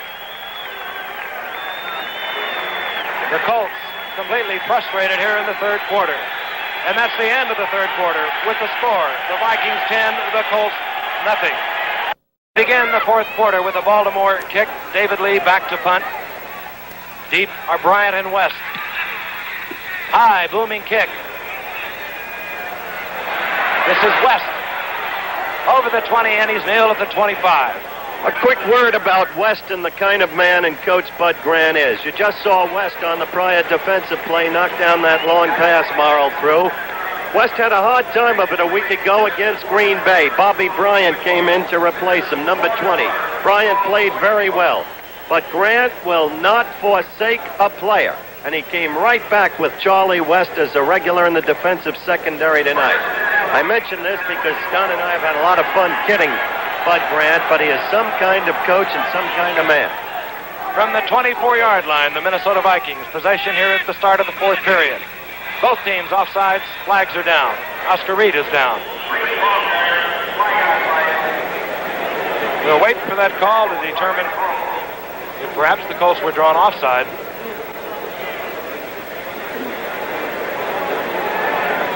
The indication appears to be against the Vikings. Discussion with the acting captain on defense for the Colts. Number 20, Terry Logan. Bubba Smith, number 78, getting involved. And the walk-off. Quick offsides. See number 64. Sunday as he moves in a little bit quick there. There are the stats. A little misleading because Baltimore was able to move the ball freely in the first half. They just could not get on the scoreboard. Osborne did get in the first quarter from 2 yards out for the Vikings. And then Cox hit on a 32-yard field goal. First down and 15 for the Vikings, moving from their own 19-yard line. Fazo going all the way, has Voigt open. Off the fingertips of Stu Voigt. Sometimes you get that kind of coverage in a zone, double coverage on both wide receivers, trying to cover the tight end with a linebacker. You also never know for sure, Frank, and I think it's not fair for us to make a judgment, but you see Coazo throwing. It looks like a lot of things could happen. Maybe somebody missed an assignment. You never know. Maybe the offensive guy just made a good move and got open. Again, was the ball overthrown? Did he underrun it? The game is basically, I think, played to be enjoyed any way you want to enjoy it. Osborne on 2nd and 15. Upset for a loss of 2.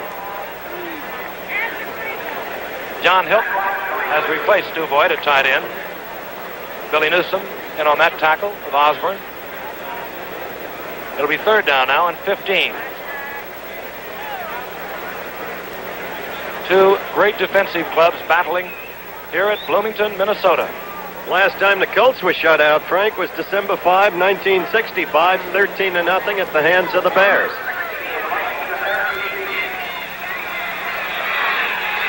From their own 17-yard line, Gary Quazzo dropping, sending both backs again out of the backfield. Quazzo just at the line of scrimmage. Stoops had flattened Denson.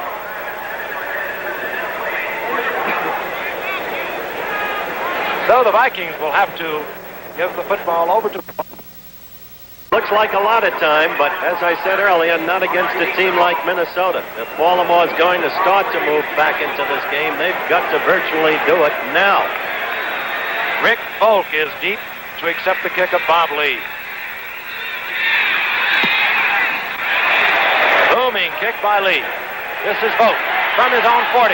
Good coverage. Oscar Reed on good coverage.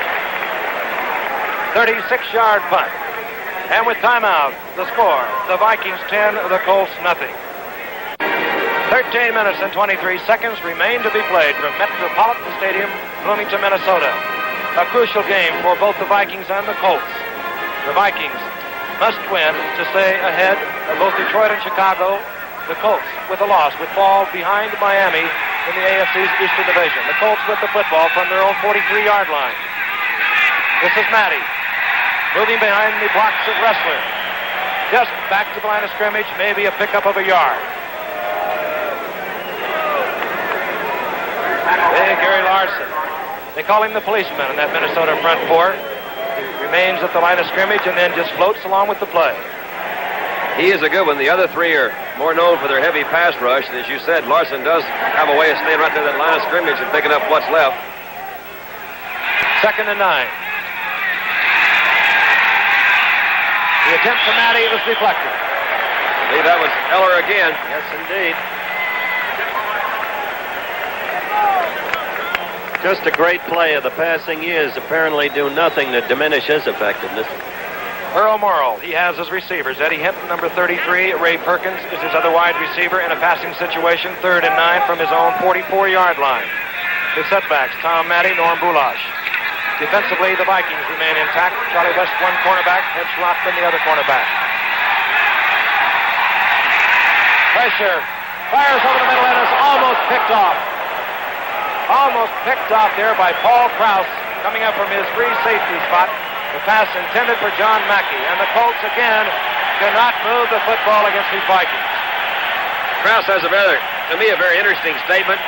He says, we're going to take a look at the zone defense. Paul Krause, number 22, is the safety in the middle there. They're trying to beat the zone. Krause says you have to have more than reaction to play a defensive safety. You have to have anticipation. He says the thing I try to do is fool the quarterback. Let him think that I'm out of position and then make a move. And that's certainly what he did that time. Didn't quite hold on to the interception. High short kick by David Lee. Bryant with the fair catch at the 20. 36-yard kick by David Lee. An NFL Monday Night Football, the Baltimore Colts versus the Minnesota Vikings, continues from Metropolitan Stadium in Bloomington with the score, the Vikings 10, the Colts nothing. On the sidelines, John Unitas begins to warm up. The Baltimore Colts have been unable to move effectively at all in the second half. They trail 10-0. 12 minutes, 36 seconds remain. And the living legend is warming that right arm up. Minnesota has a 1st and 10 on their own 19-yard line. Gary Quazzo calling a fine football game against the number 1 defensive team in the NFL. Gene Washington is now in a one-wide receiver, along with Bob Grimm. Oscar Reed gets the call up the middle. Moving over the 22 to about the 23. Well, what can you say? He holds just about every passing record there is. The one that is really impressive when you think about it, over 21 miles in yardage that right arm has produced. Mount Vernon to Sulphur Springs. The man who used to back up Johnny Unitas, Gary Quazzo, now at the helm of the Minnesota Vikings. He has a 2nd and 7. The ball on the Vikings' 23-yard line. Washington to the right, Grimm to the left.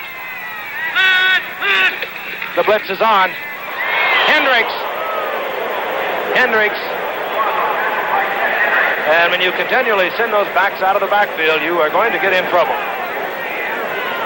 There's also a rollout pattern that time, Frank, and I don't believe Quazzo really had any way of seeing that coming, unless he read it prior to the snap, which sometimes you can. Obviously, he didn't that time. It's a big play for Baltimore. Now it's 3rd and long, and they are down in a very vulnerable situation where an interception would certainly turn this game around in a hurry. 11 minutes and 39 seconds with the clock moving remain to be played. To remind you again, the Colts are down 10-0. The ball is on the 14-yard line, 3rd down and 15 for Gary Quazzo. Grimm right, Washington left. Careful football as Osborne gets the call, a pickup of 5. Quazzo calling a very heady game with a 10-0 lead.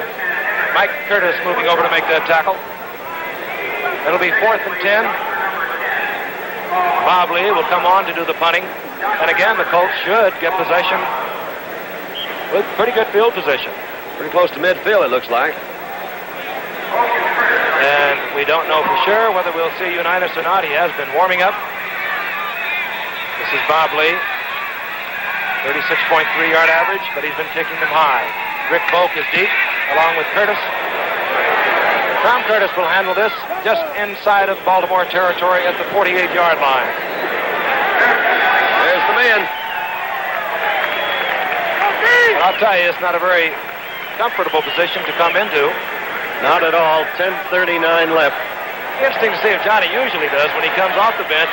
He's either run a draw play or a running play right into the line, just to make sure, as you mentioned earlier, Don, that he'll keep that defensive front four of Minnesota honest. They'd like to get to him right quickly if they could. On 1st and 10, Johnny Unitas from the 48. The running play. Matty. And that's his man that he's used so often, Frank, and that's Unitas and Matty have teamed up on a lot of clever pass receptions, and it's also some good runs. Picked up about 8 yards, 7 yards on that play. Carl Kasalki, who made that stop, now has 7 tackles on the evening. He's played a fine football game, 1 interception. He sure has. He can wind up with the game ball. Second down now and 4.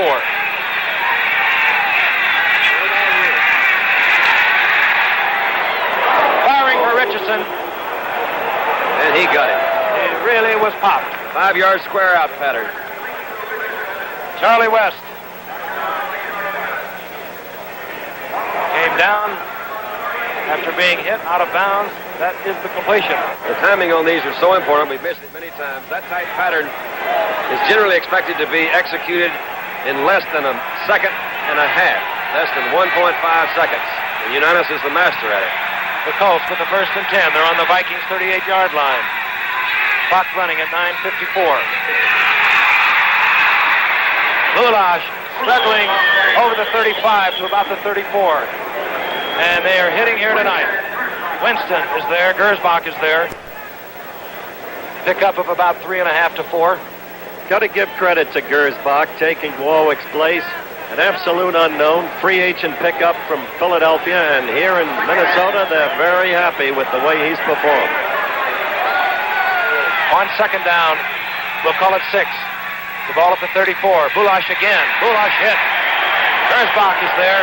Alan Page is there. Wow, and did they pop Boulash? Still, the big second-year man picks up a yard, but leaving a 3rd and 5 as we look at Alan Page. Number 88. It almost looks as if he's offside because he is quick. Look at him play off the block of Tom Matty and at the same time pick up Boulash to enable Gersbach to come in. I think that was Larson that came in late there, but primarily that was Page. On the passing situation, the ball at the 34. Both wide receivers come left. Willie Richardson goes motion right. Unitas in a crowd. Fires the spot pass incomplete. Charlie West is there protecting. Well, Bud Grant stayed with Charlie West this week, and he's playing himself quite a game, Don. He certainly is, and now we down to the field goal attempt coming up. Jim O'Brien, who came into this game with 11 consecutive field goals, threatening the record of Jan Stenerud, who had 15. He missed his first attempt. This from the 40-yard line.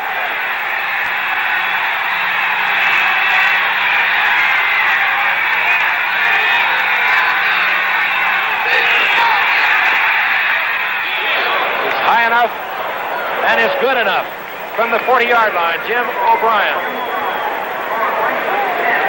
And with timeout, the score is the Vikings 10, the Baltimore Colts 3.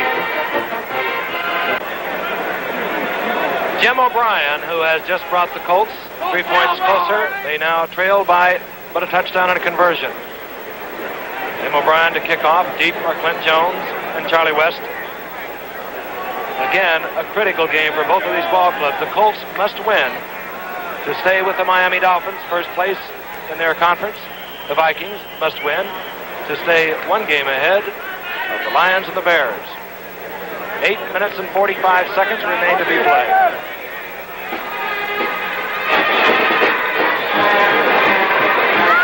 Dribbler that's handled by Charlie West. West build up, moving over the 30-yard line. Tom Curtis tripping up Charlie West. I'll tell you, the time that Baltimore has had moving the ball in this half, they've had 11 rushing attempts. They've ended up with a minus 3 yards. 1st and 10 now for the Vikings from their own 31-yard line. Again, a little over 8 minutes remain to be played.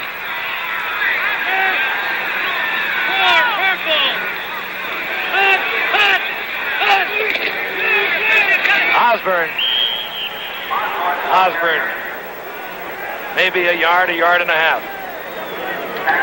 The Vikings got on the scoreboard in the first period on a 2-yard touchdown run by Osborne to make it 7-0. No scoring at all in the second quarter. At halftime, it was 7-0 Minnesota, although Baltimore had moved the football well in the first half. Cox came back to make it 10-0 with a 32-yard field goal in the third quarter.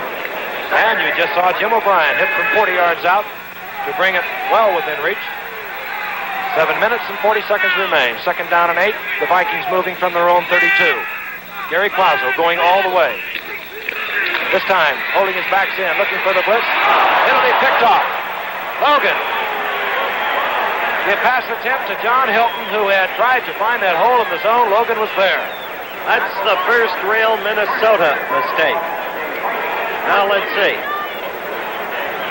From the end zone, we'll see Quazzo go back. He is throwing right in.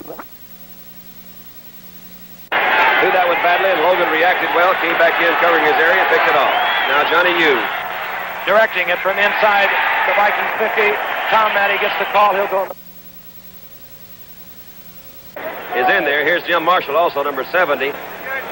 Page shed his blocker, came over. He and Jim Marshall were in great position there on Tom Matty. Johnny Unitas now, 2nd and 10. He knows he'll have to put the football in the air. And so does Minnesota. Good draw play. Wow, did they wipe that out? Well, he didn't get our message, gentlemen. Yeah.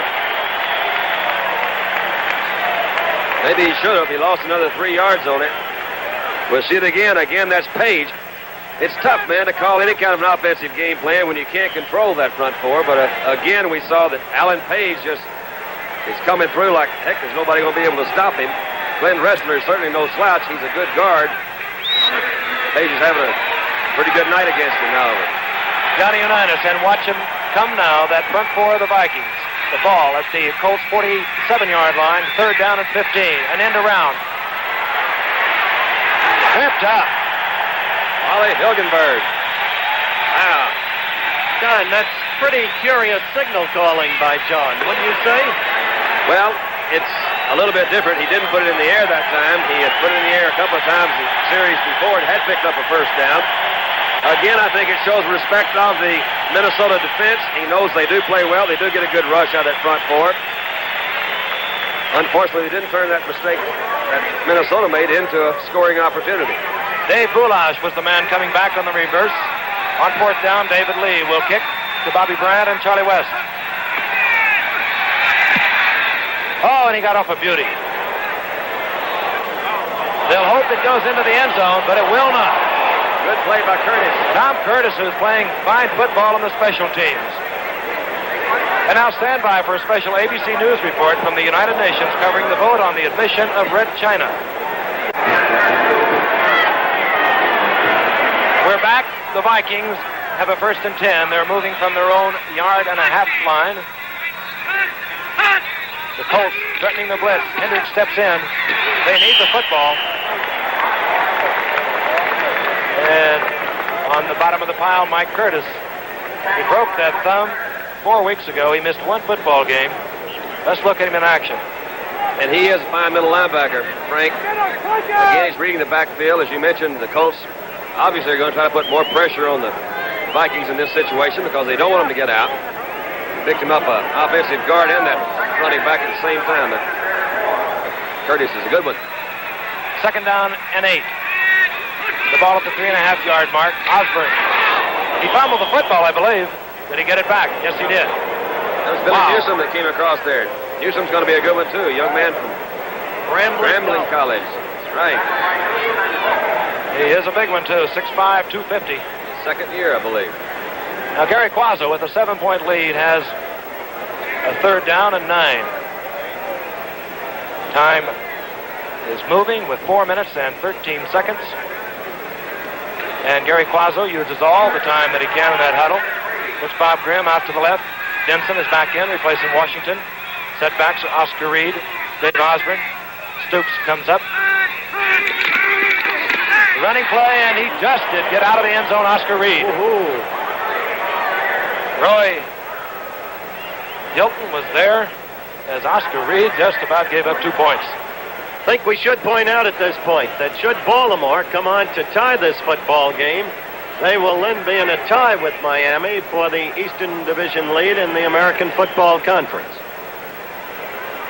All right, on 4th down, a tough situation for Bob Lee. He will not be able to kick from his spread punt formation. Therefore, they will not be able to cover this punt like they ordinarily would. They'll have to be very careful. It's not blocked, so they will not get good coverage. And Lee has not been kicking well tonight. Almost blocked. He gets an end-over-end kick. This is Curtis. Good field position. Tom Curtis moving back to the 22-yard line. He made a good move there. He was actually all on his own because the Colts had decided to rush that kick and try to block it. We'll see it again from the end zone camera. There he goes. Rick Bolt gave him a little block to get him started. Moves out the outside. Maintained his balance and picked up a few more yards. Johnny Unitas, who came on a series ago, directing the attack, 1st and 10 for the Colts. They have the ball at the 23. Tom Matty, Paulie Hilgenberg, and Matty will lose yardage. On the last 4 plays that Baltimore has run, they've lost yardage. Minnesota did something at halftime, Don. They have really closed out the Baltimore running game the whole second half. You know, John is going to have to put it in the air. Yeah, that's true. A lot of times people expect a lot of things that happen in the halftime that don't. They're just playing good football. They're good football players. On 2nd and 12, Willie Richardson goes out to the left, Hinton to the right. A quick little catch for Bulash is off the fingertips. Flag is down. That's the line of scrimmage. Or a flag is down downfield, and this could be a very important call. Minnesota offsides. I thought that was Page from up here, but he gets off, as I mentioned, he gets off the line so quick it may not have been. Someone obviously moved or lined up offside there for Minnesota. Baltimore, as we see the offsides indication, has lost 11 yards rushing in the second half on 15 attempts. Some kind of defense by Minnesota. 2nd down and 7. The ball resting on the 19-yard line. The clock moving. The clock stopped now with 2:29. Richardson right, and we get the draw call to Bulash. Bulash just over the line of scrimmage. Gary Larson, who roves along that line of scrimmage while Page and Eller and Marshall put the pressure on. Field goal's not going to help them that much now. There's basically 2 minutes to go. 3rd down situation. I would be very surprised if he doesn't put this one in the air. And that's a 2-minute warning, I believe. That'll be the 2-minute warning. And with timeout, the score. The Minnesota Vikings 10, the Baltimore Colts 3. 3rd down and 6. 2 minutes remain to be played. The Colts have the ball. They're on the Vikings' 17-yard line. The receivers are John Mackey, the big tight end, for Johnny Unitas, who must put the ball in the air. He's had no success with those draw plays he's been calling. Eddie Hinton is one wide receiver. And Willie Richardson going to the right as the other. Hinton left, Richardson right. Mackey, the tight end, is opened up on the right side. John fires to Richardson. Richardson at the 10, yardage enough for the 1st down. It looks as if Richardson on this down and in came through. The ball was right on target. That is not exactly the kind of pattern that you would expect in this situation, except on a zone, it's not that important down here because they really can't get that deep anyway. So it does put pressure on the Viking defense. They can't roll. This containment that we've been talking about all night, and they can't contain them much longer. They're down on the 10-yard line. So we'll see either a tighter zone or possibly a man-to-man coverage. Now, this is an area that most zone teams are weakest in because they don't practice against or they don't practice using the man-to-man coverage that much. We were all up here a while ago second-guessing Unitas and what he should be doing. I guess this is what a lot of folks do at quarterbacks or at home all the time. but certainly he knows what he's doing. I'd like to think that he does because he's been there a long time, and it's his offense, it's his team, and he's talking to his coach right now. You know, Don, you made a very important point. Zone teams do not really work on man for man. And, of course, most teams now in pro football are going to the zone. But when they get inside the 20, they generally leave the zone and go man for man, and it becomes very difficult. One of the men considered weak on man-to-man coverage is Ed Schrockman, the right cornerback. And we will see what Johnny Unitas has discussed with head coach McCafferty. 1 minute and 49 seconds remain to be played in this football game. The Colts trail by a touchdown and a conversion. Unitas draws Alan Page, Gary Larson. And when these purple people eaters unload, they unload. They do for a fact. It appeared to me that Unitas had called a play going to his right.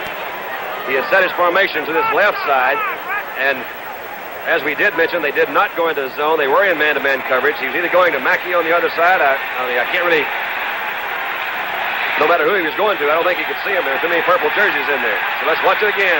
1 minute and 30 to go. From the 15, the clock moving, 1 minute 25. The reverse to Richardson. Dan Sullivan with a fine block, but Richardson is tripped up. Good defensive play by Carl Eller. Great play by Eller, Frank. They had this one set up going well. If they could have gotten by Eller, they would have been either in the end zone or very close to it. Again, a running play, and again, that clock is still moving. We're in a third down situation. Now they're back to about the 12. So we're getting pretty close to that do-or-die play for the Baltimore Colts. We're down to 1 minute left to play. And if you're wondering why he doesn't take timeout, Unitas has a third down. He only has 2 downs remaining. Hinton goes left. Richardson right. Dumps it off to Boulash. Boulash battling inside the 5 to the 3-yard line. There'll be his timeout. 42 seconds left to play. About 2.5 yards to go. What a football game. It's turned out to be a great one. 2 quality football teams. The short yardage defense comes in as Boulash comes up short of the first down. The ball at about the 2.5-yard line. I don't believe they can make a first down, Frank. I think they started this one from it looks to me here. like about 6 inches. Yeah, maybe they could, and it'd be awful close. They can make a first down, Don. As I said, they can make a first down in this situation. It's going to be awful close. That marker looks pretty close to the 10-yard line. I think the thing they're worried about right now is that touchdown and how they're going to get in there. I'll tell you, we'll repeat again. They have lost 11 yards rushing here in the second half, the Baltimore Colts. You talk about a tough call, man. It's 4th down. You know, you're not going to get that ball back. You're 7 points behind. You're running against the Minnesota Vikings, who, if they're not the best defensive team, all right, what do you call them? I call timeout and go over and talk to the coach. Say, look here, coach. What do you do now? Then after the game, you go into the locker room and say, the coach's call. Well, many times I'd like to do that. Unitas comes back on the field. He's been calling these for 16 years. Just a friendly little discussion, I'm sure, with head coach Don McCafferty, who is a pretty cool cookie himself. A first down can be made at about the 6-inch line. 42 seconds remain to be played. Baltimore has 1 timeout. I think he'll run a rollout.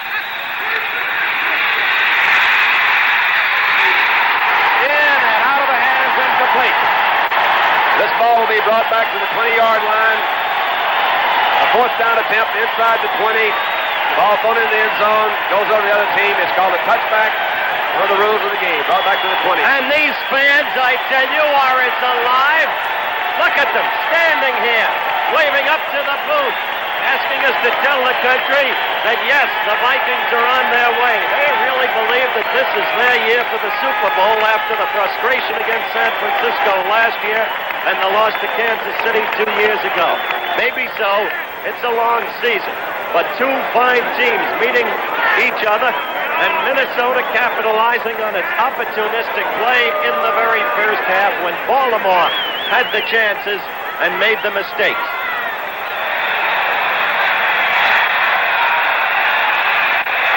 Down we go, killing the clock, which has 35 seconds remaining to be played.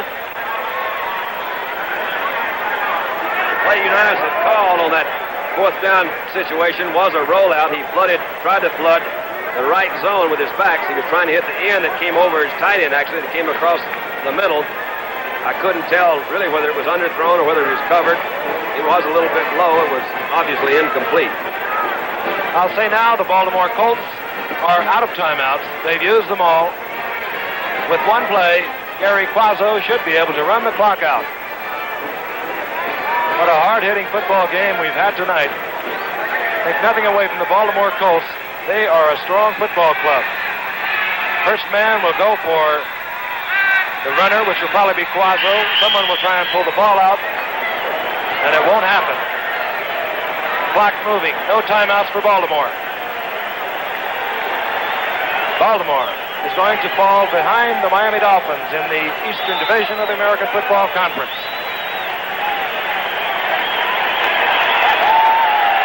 And these fans are going absolutely insane here in Minnesota. They'll let it run out. Bud Grant, what a fine job he's done with this football team, looking for his 4th divisional title. Johnny Unitas, who almost did it, his last pass in and out of the hands of Eddie Hinton, could just as well have been caught. And the final score is the Minnesota Vikings 10, the Baltimore Colts 3, and we'll return to Metropolitan Stadium in just a moment.